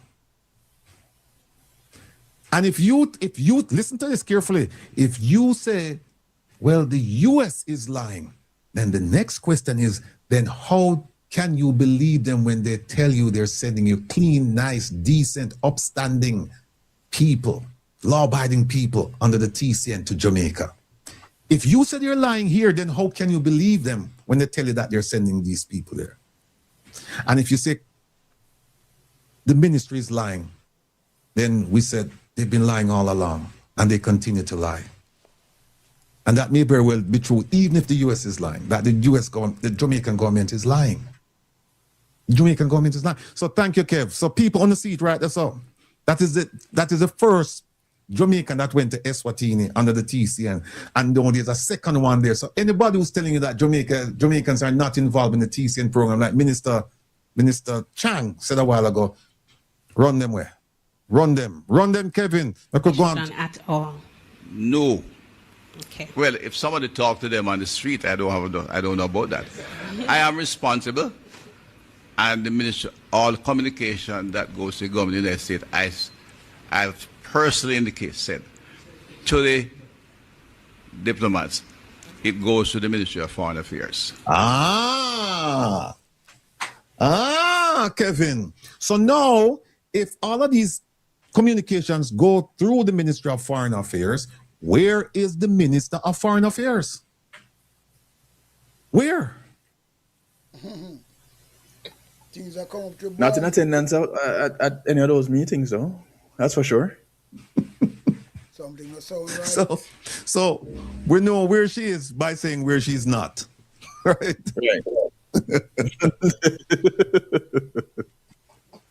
So we just say, she not there. She not there. That's all. Don't let these people fool you, my Jamaican people. Do not let the government fool you. Don't. Let me continue a little bit with him now. They come from my office. Any communication with the United States government on immigration goes through the Ministry of Foreign Affairs. You hear him say it again. He might throw her under the bus, you know. And basically, I called her out. I said, no, Ministry of Foreign Affairs is supposed to come out and talk about these things, though. Twice him said it in a few seconds. Twice. That these communications, they go through the Ministry of Foreign Affairs. And yet still, we cannot find Minister Kamina Johnson Smith. And that's why I asked the question, has she resigned from the cabinet? Because generally, she out front and center with these issues. But not this one. Not this one. It's foreign trade. Okay. And no such communication or information has gone through. Okay. DPM, can I just add one thing? Cabinet decisions, there's no such cabinet decision on record. That no too. such cabinet. Now here, this is a civics lesson. Here is this lady now who feels that she has to make a contribution. She felt left out of the conversation. Foolish, man. And she's the information person. You see what she just done though? She started talking about cabinet decisions. You don't talk about cabinet decision, and you will hear her say, yes, this was the TCN was a cabinet decision, people. A cabinet. So guess what happened? You have to assume that Minister Kalina Johnson Smith was a part of it. You have to assume that Minister Pernell Charles Jr. was a part of it. And the rest of them. So watch our face. Listen to this. Decision. And I've gone through all the cabinet decisions. Cabinet take it come through me to Foreign Affairs. But again, I didn't get that far. It's just that we have had no such communication. Again, it wasn't a decision. I asked about communication. Right. Why transit through Jamaica and not directly back to their country or their destination country? No, that's a technical issue which have been discussed, and it is, I said, several countries. Again, she stick him up. If they're transiting through Jamaica to go to their home country, why is it that they can't go from their home country, from America to their home country? Why they have to come to Jamaica? That's a pertinent question, and he cannot answer it. He cannot answer it. I don't know why I'm even sure for this. Jamaica is one of the American island in the Caribbean, and we work that through. It's the way it goes. I think the philosophy behind it, and I can say that is why, is that if they stay in the United States, they have an opportunity to apply to stay. Please, Minister. You know what? We're not dumb, dark, and stupid. Hear what he just said? The question is, why is it that the deportees, why is it that they couldn't go to their home country? Why is it that they have to come to Jamaica? And he listened to the answer. Well, if they're in America, they would avail themselves of not refugee, asylum. They would avail themselves of that procedure. Well, guess what? The same way them fly come to Jamaica, you could fly them straight to their home country. There would be no delay. You fly them straight to the same time you're flying them out of Jamaica. You said to them, all right, we're flying you to wherever you're from. And you heard what President Trump said. We're getting you out of here. We're sending you back where you come from. So this answer that he's giving is a nonsensical. What we call this in the law is a non sequitur. It doesn't follow. It doesn't follow. Or would I say, if it's a deposition, that's an unresponsive answer. It's not responding to the question. So the people are coming, and they're coming literally from being apprehended at the border and sent to Jamaica after some routine checks are done. They don't intend to stay in Jamaica, so the United States pay their airfare and they go back home. Their return rate so far has been about 94%. A few have opted to stay. There are a couple of Jamaicans in other countries who are not coming back to Jamaica. They were deported by the United States. When that happens, the numbers in the next shipment drop by that number. So if all 25 decide to stay, so there'll be no crowding on Florida of Jamaica. If all 25 decide to stay, we stop the program immediately. And that's in the document. I don't know if you saw that part of it. That's in it. I don't recall, you said you have a document, and I'm saying, I don't know if you saw that.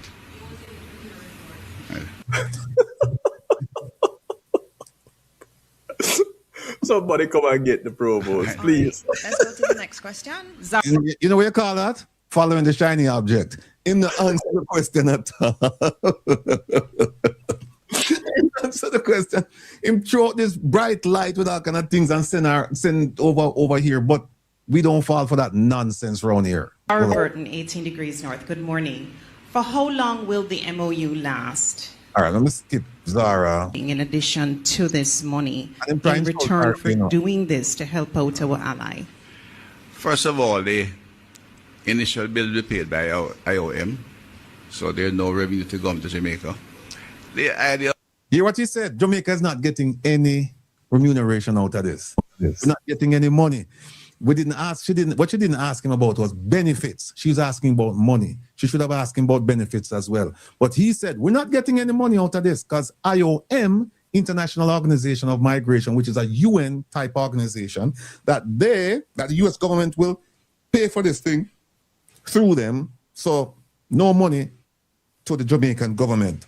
They'll pay money to whoever owns the property where they'll be staying, and whoever is providing food for them, they'll pay that. But Jamaican government is getting no money. We could hold him to that. Of what we get out of it is not a relevant question. America, I said, is one of our strongest bilateral partners. We have multiplicity of agreements, understandings, exchanges in all areas. It's not something you discuss. We do this today, we do that for you tomorrow. That's not a practice of any healthy bilateral relationship. Is there Isn't any, that or the was basis there of any most pressure bilateral to relationships, though? Jamaica Indeed. to engage? I know you said it was an American Yes. request, but was there any pressure in addition to the know, request Costa for Rica, no. any other reason on us? Did they threaten to cut visas, or did they allow us to maybe have a revamp or reconsideration of processing of immigrant visas or something? You're a long-standing journalist and an intelligent one, and no international discussion proceeds along those lines. We're not at war with anybody. Iran and America at war, they discuss Strait of Hormuz. Right, but I'm saying it was a cabinet decision in order to engage in this Get your people, this part I'm look for. Initial discussion, we're looking more that they speak English. They speak English, that's the criteria. Initially, that's not settled it in the operation, but that's that's our primary demand at this point.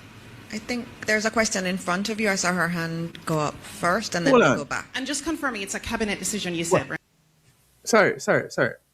Before we get to the cabinet decision, the only criteria is that they speak English? Speak English. But Not, then, they're skilled and qualified?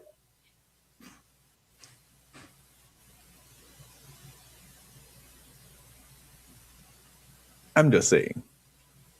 I'm just listening, my brother. I'm just listening. Okay. Listen to this. Minister? Which, the TCN? You said there was no cabinet decision. No, there was no cabinet decision on what was asked previously about the 10,000, 10,000. right, but I'm saying it was a cabinet decision in order to engage in this MOU? on TCN, and that No, would have been all discussed. MOUs we have to inform cabinet. Yes. Right, so it was a cabinet decision ultimately, Yes. even though you, Minister, signed. Yes. Okay. You hear that? When I hear that, so no can't go and say ratting and I tell lie. When I hear that, you hear what you say? It was a cabinet decision. Them fumble till Zara sink in the class and them, and then them couldn't move and them just say, all right. Yeah, it's a cabinet decision. The whole of them involved in it. Whole of them. Every single last striking one of them involved in it. Every one of them.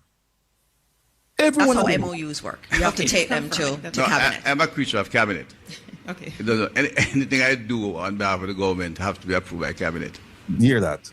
As well as a creature of instruction that has to come from cabinet and the Prime Minister. Good morning, Adira Truth from Roots 96.1 FM. Oh, never asked, but and when you have a smoke lie where you're going to have a case, Nara does. Yes, it will be public. All right. Listen to this now, you know, people. Hi, good morning, everyone.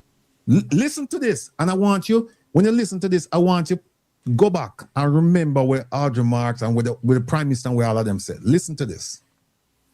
Good morning, Ministers. Sashona Small from the Gleaner. I have two questions or three. To Dr. Chang, will the MOU that is signed to govern how we interact with the TNCs, will that be made public?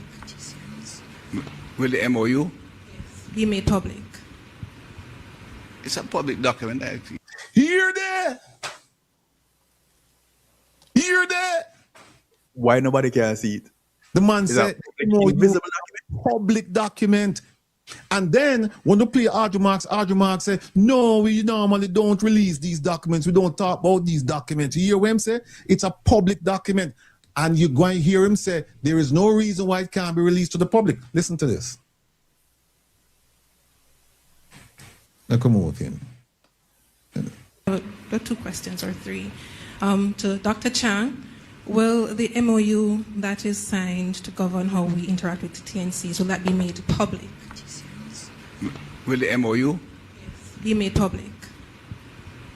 It's a public document. Yes, it will be public. It will be available to the public. We don't normally publish them, but it's available to the public. Okay. Jackass. You say, for me, I answer that question there. Me, I go say, I don't think that question is pertinent because it's already in the public domain. The Gleaner publish it. Simple answer. Simple. So I can't answer that if we're going to release it. The Gleaner already push it out. And then back it up by saying, normally this is not a public document. Normally, but the Gleaner put it out. So it's a public document now. But see, when you lie, you know, when you lie and you cheat and you steal and you do them things, they got to have a way to trip you up. And can you tell us what is the latest or give us timelines in place for the construction of the new modern prison? Yeah. That's another one. Let me move that because you see that story there. You see what she just asked him. A blindside him, Kevin. And him come and him have to admit, say, well, we don't have no prison. Even though we see them a break ground year after year, say them a build brand new prison. And no prison no bill. She zing him with that. But here what we are gonna do now. I have a habit of breaking ground for things that never manifest. You know, we should have played this when I'm talking. Did the minister lie? Did the minister lie? And people want to be the judge of that. But wait, we'll go further. Hold on there. We'll go up further. Where is my lady? Where you see, Kevin. Hold on a second there. Audrey Marks, where are you? We'll skip some other videos because we don't have time for them. There are a few Audrey Marks videos. Yeah, you know, we have the parliament one where Chang went and made a fool of himself. We now touch that. Make we touch the Audrey Marks in our pretty frock. Hold on, make sure there. Oh, here she is. Here she is. What the one that Kevin we should do? We could start with the one we should do. Wednesday. Where the one there? With JIS, with Giovanni. Oh, is that at the top of the list? Ambassador Audrey Marks break silence. No, it's not. That's not it. Audrey Marks hosts a delegation. No, that's not it.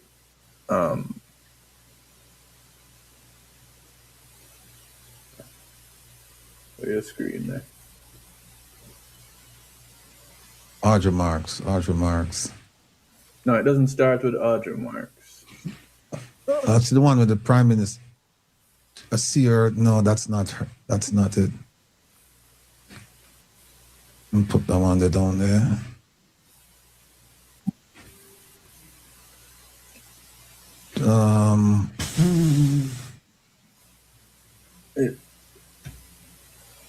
It's at the top of the list. I'm not in there. I'm coming back in there now.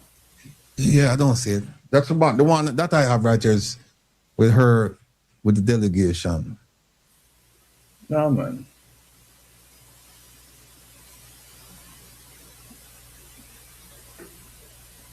So I can't do it without my people. Wait there, like this? Oh,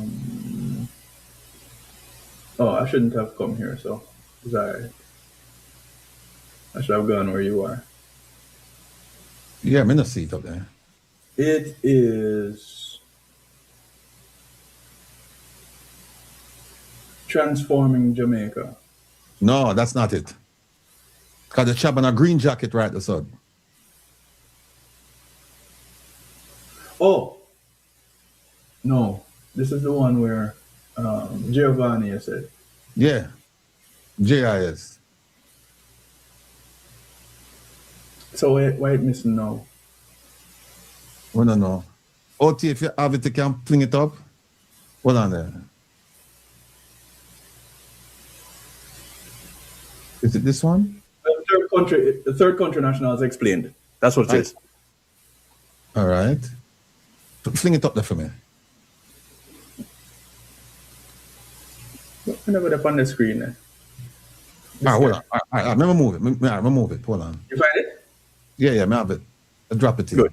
All right, let me see if it's there or no. Which seat, like this.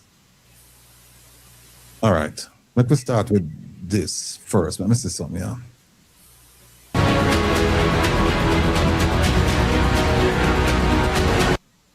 Let me tell you, say, we're not going to hear some breeder stories. Let me start with the worst one first. Or one of the worst. They write down your song. Joint organization handling the transit of third country nationals from the United States. Look at, first of all, her demeanor. She look like poor thing. She don't look like high and mighty minister no more because the pressure gets proper beat up. So she look like she get a proper beat up. Yeah, you can see it. She show up in a tight up elastic jeans looking thing. And then she show up with a big old piece in paper in her lap like she a market woman. This is unbecoming of a diplomat. This is unbecoming. That she claim to be, when she go all over the world and I do this and I do that. It's not even unbecoming. It's unbecoming of a minister. You're supposed to sit behind the desk, have your paper them there, and you conduct a proper interview.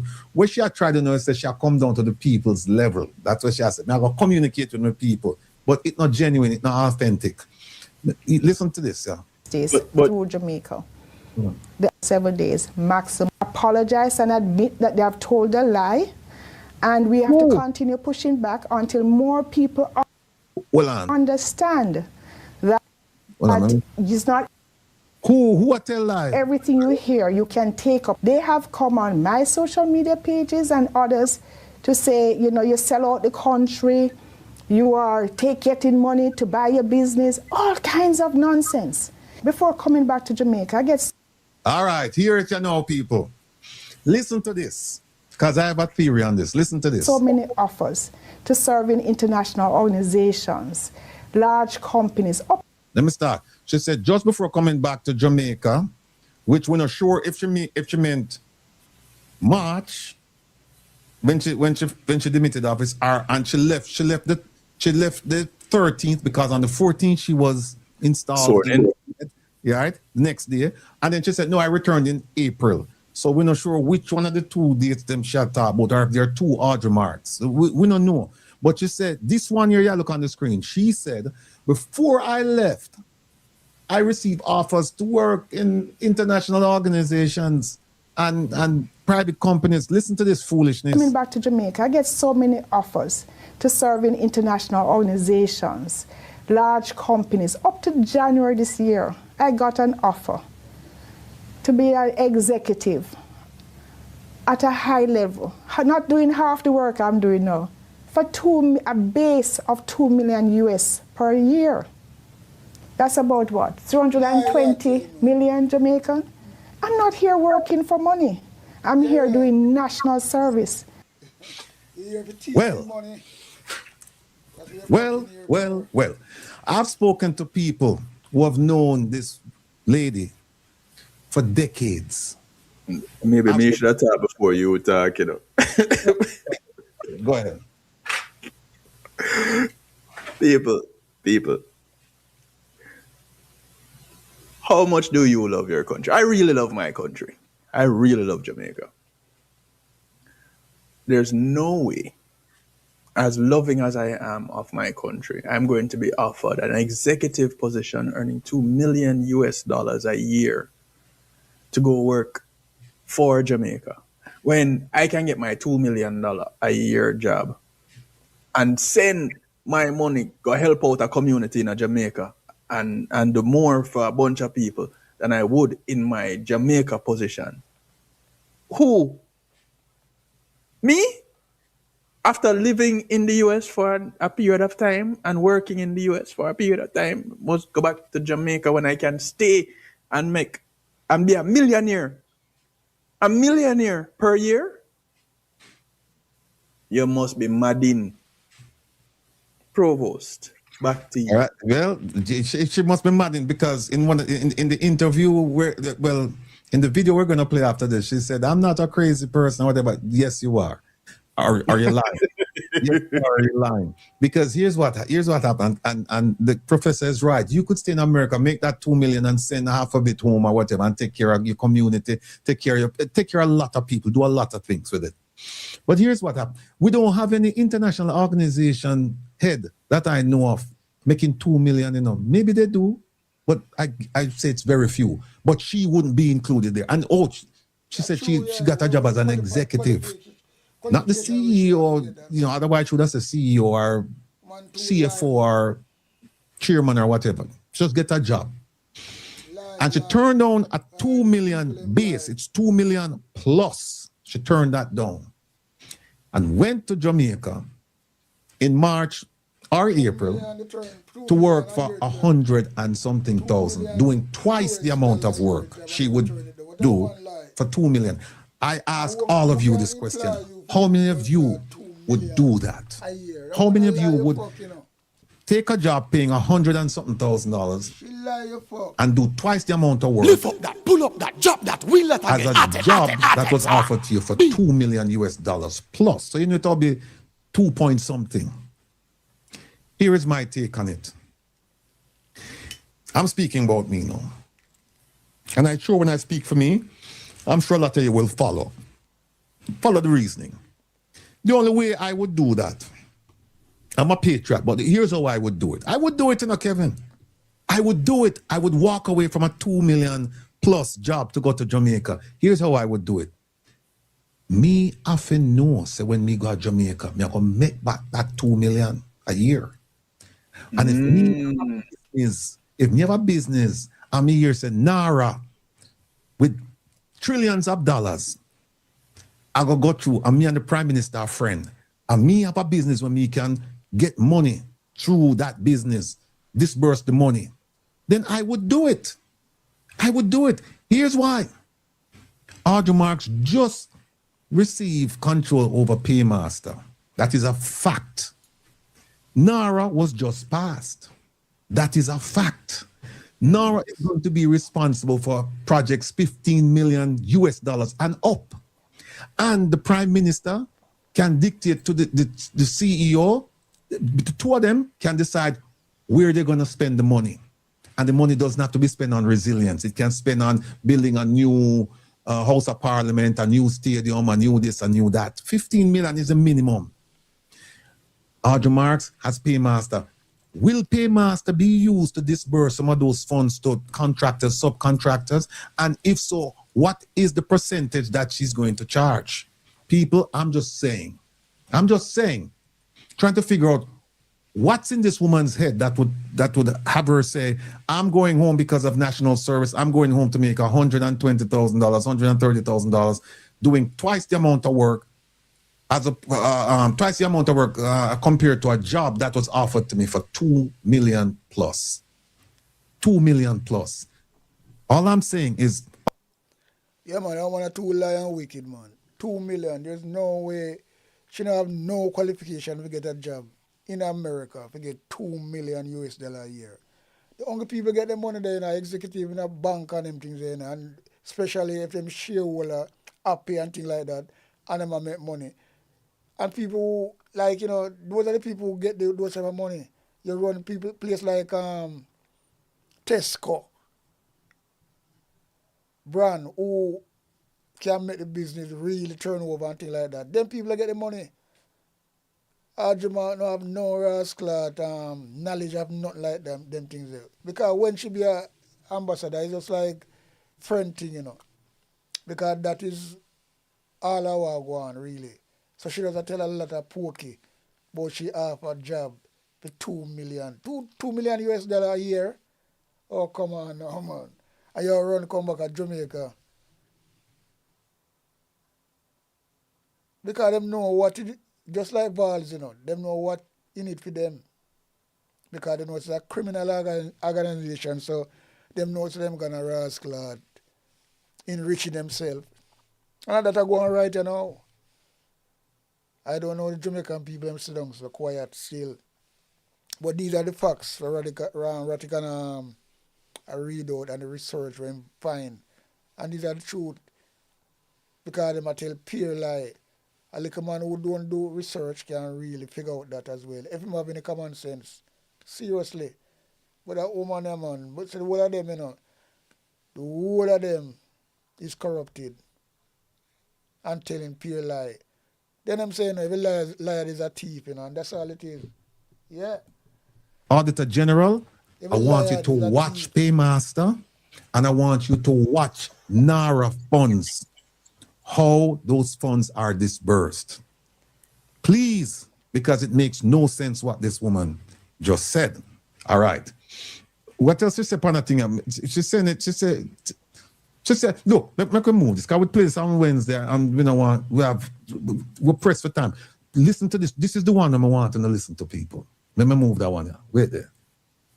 Oh, Patrick there. Oh, all right. Let me move that one here. Which part of one there, Kevin? All right, this remove. All right. I couldn't have you rush off the previous panel and take up so much time with introducing friend and namesake, Mr. Don Gittins, for allowing me to participate at this important back to 2 years ago. In July 2024, I just feel so high. In July 2024, I first heard the manifesto of the Trump presidency. Remember now, we put up the chart, we're showing the chart. The chart follows everything that she's now saying. We went through this speech and we drafted that chart based on what she's saying. So we put up the chart. Now I want you to listen to what she's saying now. See, at the Republican convention, it was firmly centered on a radical migration policy that I immediately knew could have a drastic negative impact on Jamaica if not managed properly. These campaign ideas eventually became concretized in the America's First. You hear that? America. Remember, don't say that. It's America, not America. All right. And this is coming from Chief Diplomat. Policy document. A centerpiece of this policy document is the mass deportation of undocumented foreign nationals. Stop it right there. You just said she's watching the Republican campaign, and they're talking about mass deportation, and she's thinking, how will this help Jamaica? How will this hurt Jamaica? And, the wheels start to turn in her head. I knew immediately as ambassador that I had to come up with a strategy to minimize the impact, the negative potential impact. What you're going to hear from her is a lot of the personal pronoun I. When you hear that, you know that that person is not a leader, because a leader will always say, we, us, the team. The only time you're supposed to say I is when there is blame, when the project falls down flat on its face, when there is defeat, when there is failure. You are supposed to say, I am responsible. I take full responsibility for this, not the team. When you have success, you said it was a team effort. We all came together to make this thing work. But what you're going to hear from this lady is, I.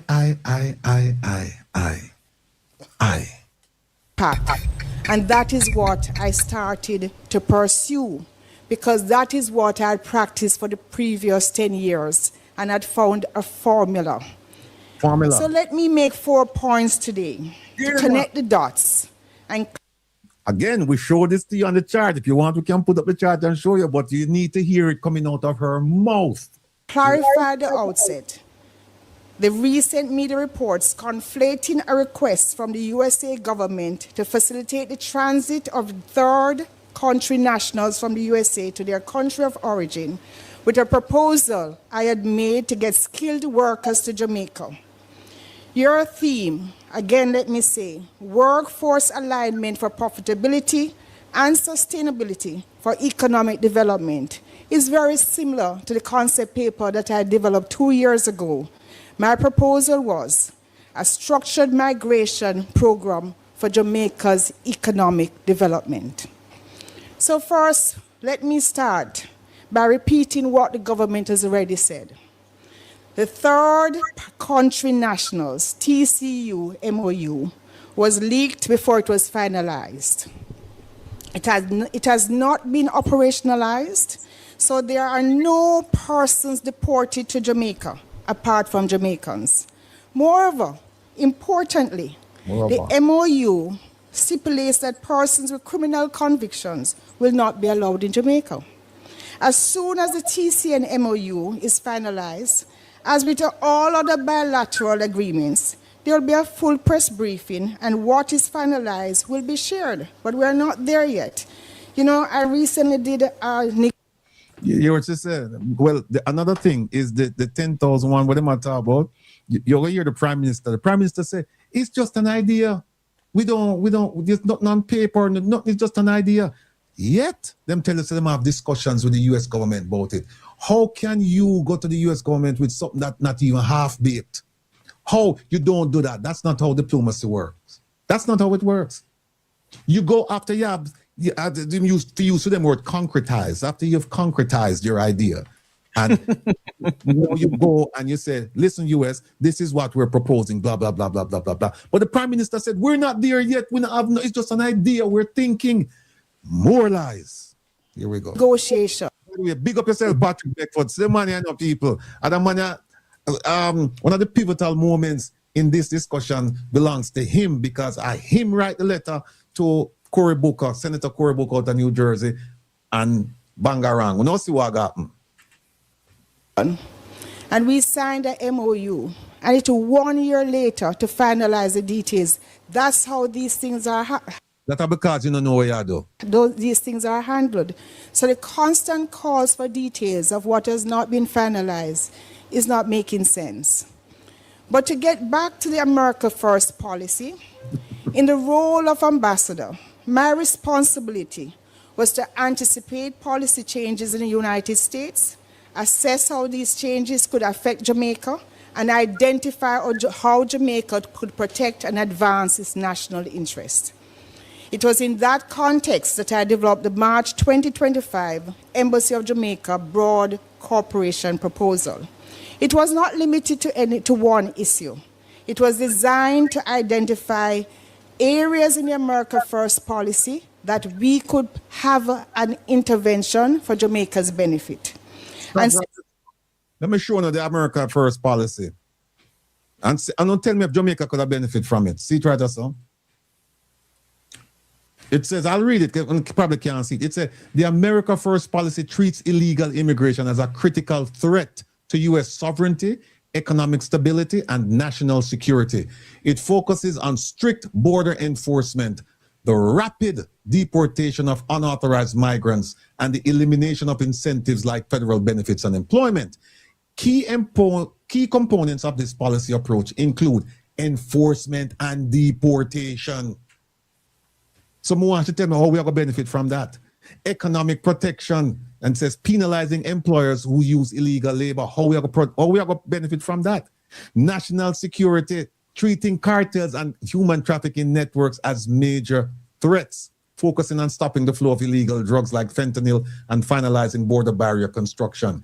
Legal immigration overall. How Jamaica going to benefit from this? How? She said she see a way that we can. Make we listen to her. Make we just finish that, because we want to bring in Patrick and get. There are 4 areas where we could find alignment. And so, in fact, 5 proposals, 5 areas. First, it looked at Jamaica's current structured work program with the USA and proposed its expansion to increase the number of H-2A and H-2B visas. That's the temporary work programs or seasonal work programs, as some of you might know. In January last year, 2025, when the... Hold on a second. Let me show you something, people. Just as a reminder, here are the 5 things she's going to say. Expansion of H-2 visa. That's the first thing. You know, say Patrick was sitting right there, so Patrick know everything about H visas. And Patrick knows, because Patrick work with H visas. And Patrick knows that with the H visa, your bound and compound have to deal with the Department of Labor. And you will never hear this lady in all her speeches mention the Department of Labor. And she's a diplomat working in America when she started this. How can you do that without engaging with the Department of Labor? It cannot work. It cannot work. Department of State is not enough. Department of Labor. So you're going to hear her talk about the expansion of the H-2 visa, the Structured Migration Economic Development Program, right? That's the H-1 visa. Then you're going to hear she talk about the nearshore talent and the nearshore logistics hub and the enhanced cooperation. She pronounced cooperation. I don't know why, but now listen to this. Was being drafted. The 2024 data from the USA was reflecting approximately 14.3 million undocumented workers in the United States. Yes, what that mean? And that represents just under 10% of the US workforce. Mm-hmm. Further, undocumented workers accounted for approximately 20% of the US agriculture workforce, with significant numbers. You hear that one there? Agriculture. Let me play it back there. Can't believe this lady was a diplomat. Undocumented workers accounted for approximately 20% of the US agriculture workforce, with significant numbers also in construction, landscaping, restaurants, hotels, food services, and manufacturing. These numbers mattered because they show that if and when the United States reduced its reliance on undocumented labor, there would be a big labor market gap in sectors where Jamaica already had a long-standing record of supplying legal temporary workers. Jamaica has participated in the H-2A and H-2B programs for over 80 years. We might hear them call it, might hear it be called Farm Work Program or Hospitality Work Program, same program. And the proposal was to move from approximately 20,000 Jamaican workers up to 200,000 workers over time. A legal, temporary, rotating work opportunity that allowed Jamaicans to work abroad, get exposure, earn income, gain experience, and support their families. So, Mr. Gittins, I also want to say to you, IWED is going to play an important role. As we increase the number of persons in this program, we need partners like you to ramp up training and certification in certain areas. So I will come back to that. I'll be speaking further with you. The second proposal that was in that cooperation document proposed a structured migration. You should keep saying cooperation, and it's cooperation. It's C-O-O. But she keeps saying... You know, the first time I heard it, I want to know which corporation this. Yeah, she keeps saying corporation, but it's cooperation. Yeah. I don't know, you know. Two different things. Yeah, and remember now, people, you know, remember, Patrick, a countryman, me a ghetto youth, Kevin a ghetto youth, we can't talk English. We can't speak English. But we can, when we hear somebody a chat all kind of nonsense, we can pick it up. By the way, I suggest you read Patrick as a daily thing. I would suggest you read. Patrick is an excellent writer. I want to know, you must read him comments, them daily comments. If we find out from him how we can get it en masse, but excellent writer. But the three-way writer, so we not going on a big school, we not take no, you know, but we know when we hear people at chat part, you know. So. An economic development program to help Jamaica address critical skills gap through consent, proper screening, and lawful processing. And these are the workers that we will be looking, if possible, to migrate as skilled workers to Jamaica. The idea was to create a pathway of skilled workers to come to Jamaica, similar in principle to the US H-1 visa, where specialized skills into the United States used to be very welcomed. With an estimated 8.5 million undocumented skilled workers who were likely not to receive residency under the new migrant policies. We're done. On the hear what she said right there, so. These skilled workers, they're going to be deported. She said they're not going to get residence under the new immigration policies. That's what she just said. So those are the people that she's trying to get to come to Jamaica to work. That's the TCN problem. They're going to be deported. These people who are not... Hold on, you need to listen to this. And by the way, I never played, the time I run up, but you know what Mr. Chang said? Mr. Chang said, why would these people come and want to stay in Jamaica? Because the per capita income in Jamaica is $7,000 US, and they're leaving America where the per capita income is 80,000. He said that. He said that.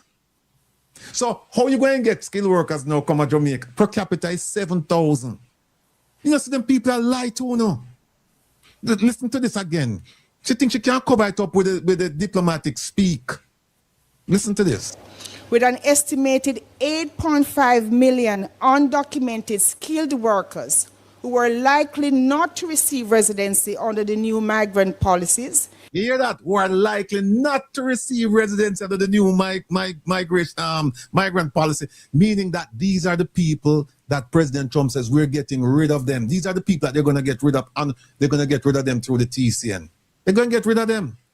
The ones who don't want to go straight to them, they're going to get rid of them. And by the way, if somebody says to ICE, I am from Venezuela, for example, why would ICE, and them have direct flights from the US to Venezuela, why would ICE send that person to Jamaica and say transit through Jamaica to go to Venezuela? That makes sense, people? That make any sense? I could listen a little bit more. There was an opportunity for Jamaica to attract persons with skills for technology, infrastructure, services, and emerging digital and AI economy. This was also, importantly, a counter to the unstructured migration program that is currently happening in Jamaica, where People, here's what we're going to know. Because I have to show you the American side, and I want to get Patrick in on this, and we're running out of time. And Producer Joan, please forgive me. Producer OT, I know you're happy because we have material for Wednesday, right? I can't go no further, Producer Joan, because see the time there, 6:12, and I must show the American side to this conversation, and we have to show a few videos. So, Patrick Beckford, welcome to the program, sir. We know that you have written a very serious letter to your senior senator asking for intervention concerning the TCN program as it relates to the relationship between Jamaica and the United States. What can you, I tell you what, can you talk to us about it? Because I'm assuming that there are persons here who didn't know about it. And then once you've done that, could you just move on and give us a status report?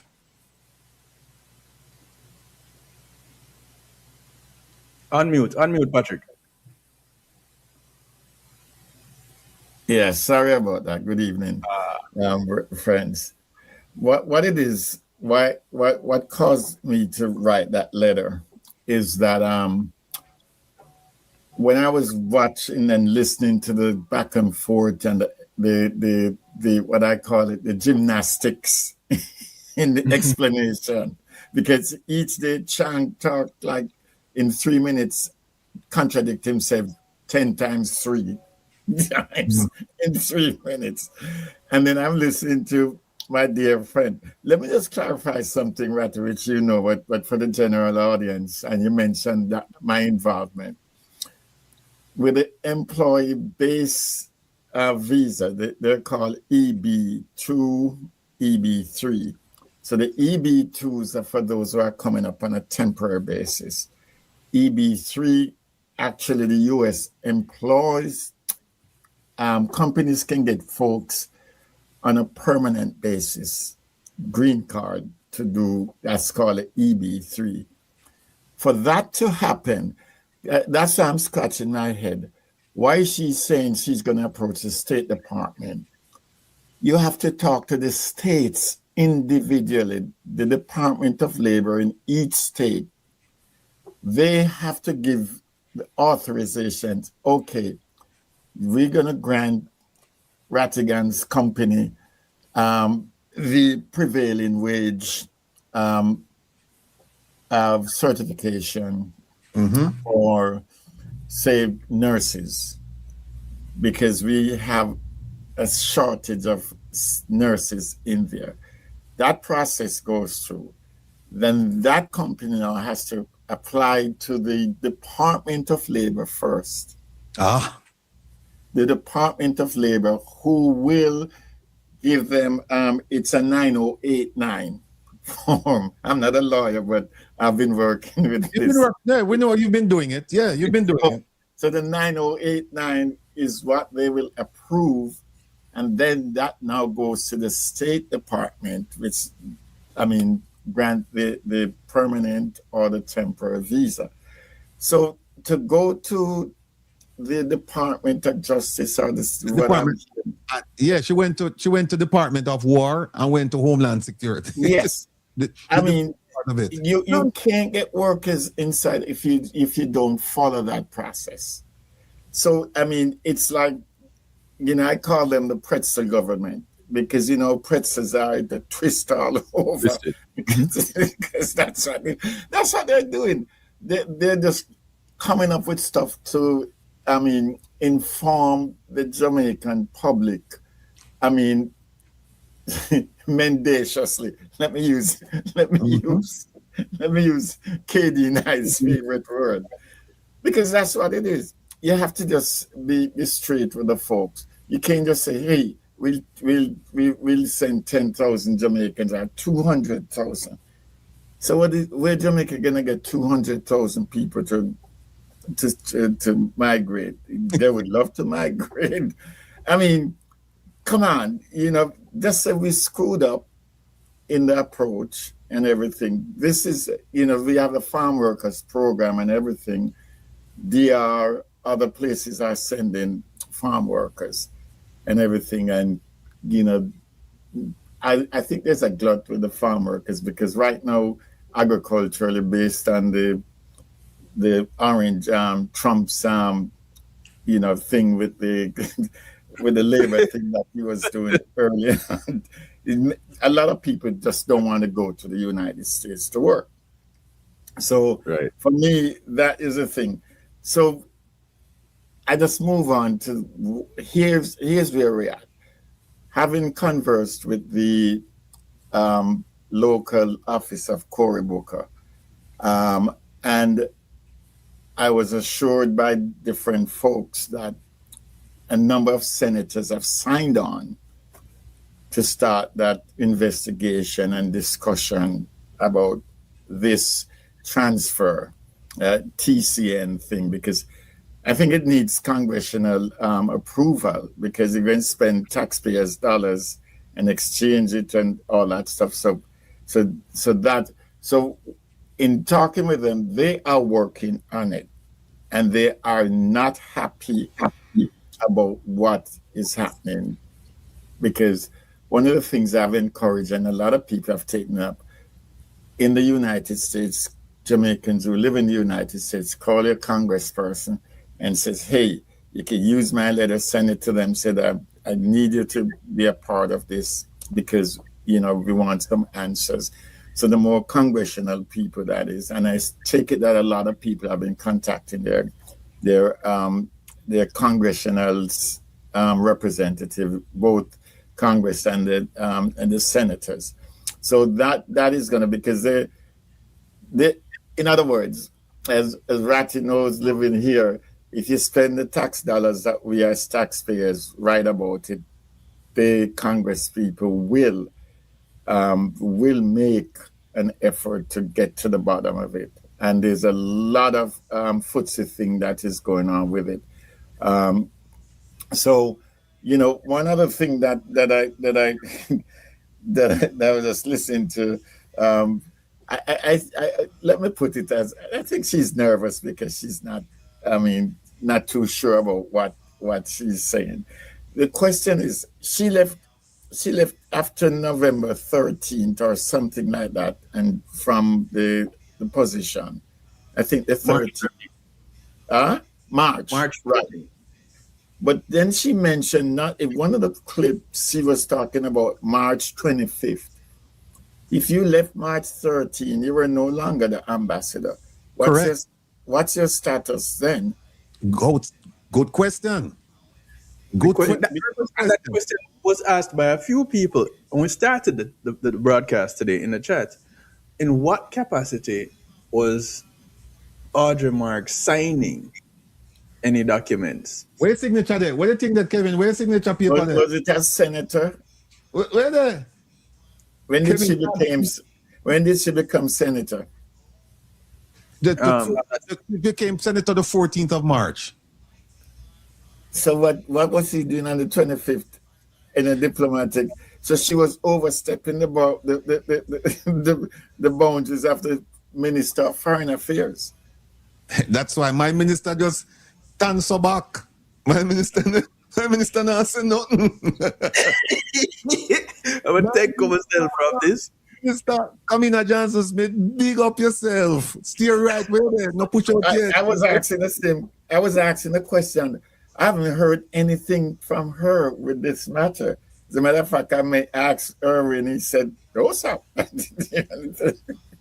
It's too hot for her.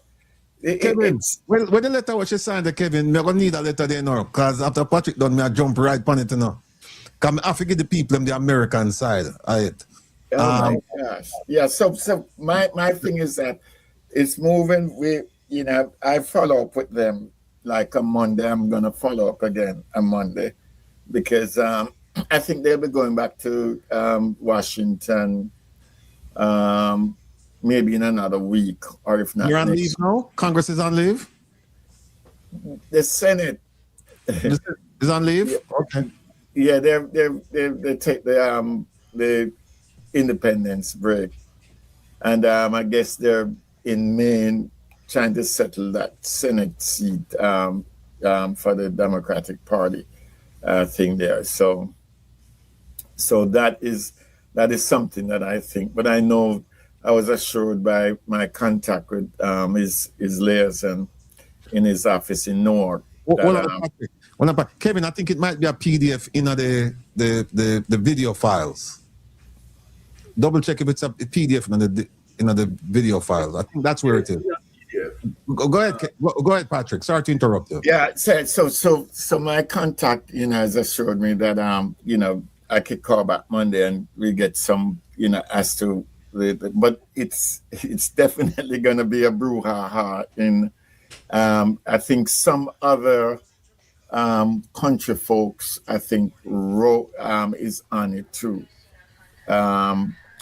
It's not the Haitians, but I think Mexico, the Mexicans are a little bit leery about it, and El Salvador said no mass, they can't take no more. So that's they can't do that, So, it is a messed up stuff.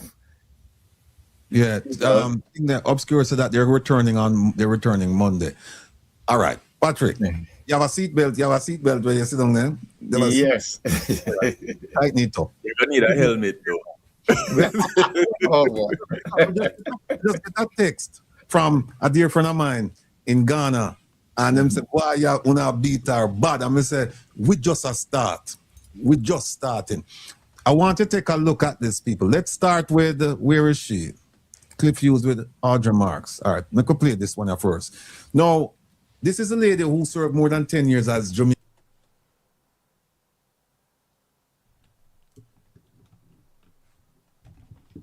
Make sure the message reach them.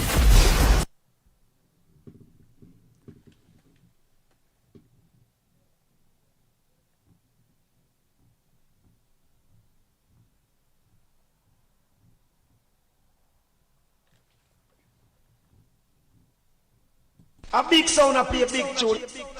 Ja Oli Emmanuel I boy. Ja Gideon I'm a Gideon. The Gideon I'm a Gideon. The Gideon I'm a Gideon. Well, Gideon go busting out them head again. So much oppression poor people face right now. Them crying out for freedom. Them crying out for free speech. Then said them want to stand up like them black liberators, like Malcolm X and Martin Luther and the ancient monarchy where come pave the way, sir. Free up black people from me tear down them fence, yeah. Gideon I'm a Gideon. The Gideon I'm a Gideon. The Gideon, I'm a Gideon, well, the Gideon go busting out them head. I listen, I the power of the Trinity. Give us the teaching of His Majesty, and we know war, no devil philosophy. Not until color for man's skin is have no more significant well to the color of his eye. Remember all the war done in 1935. This is Sticky Stucky Sweet TV with Keith Gargan. Good, healthy food with the X Factor. So give it a like, share, subscribe, and touch up that notification bell. And that is it. Look at that.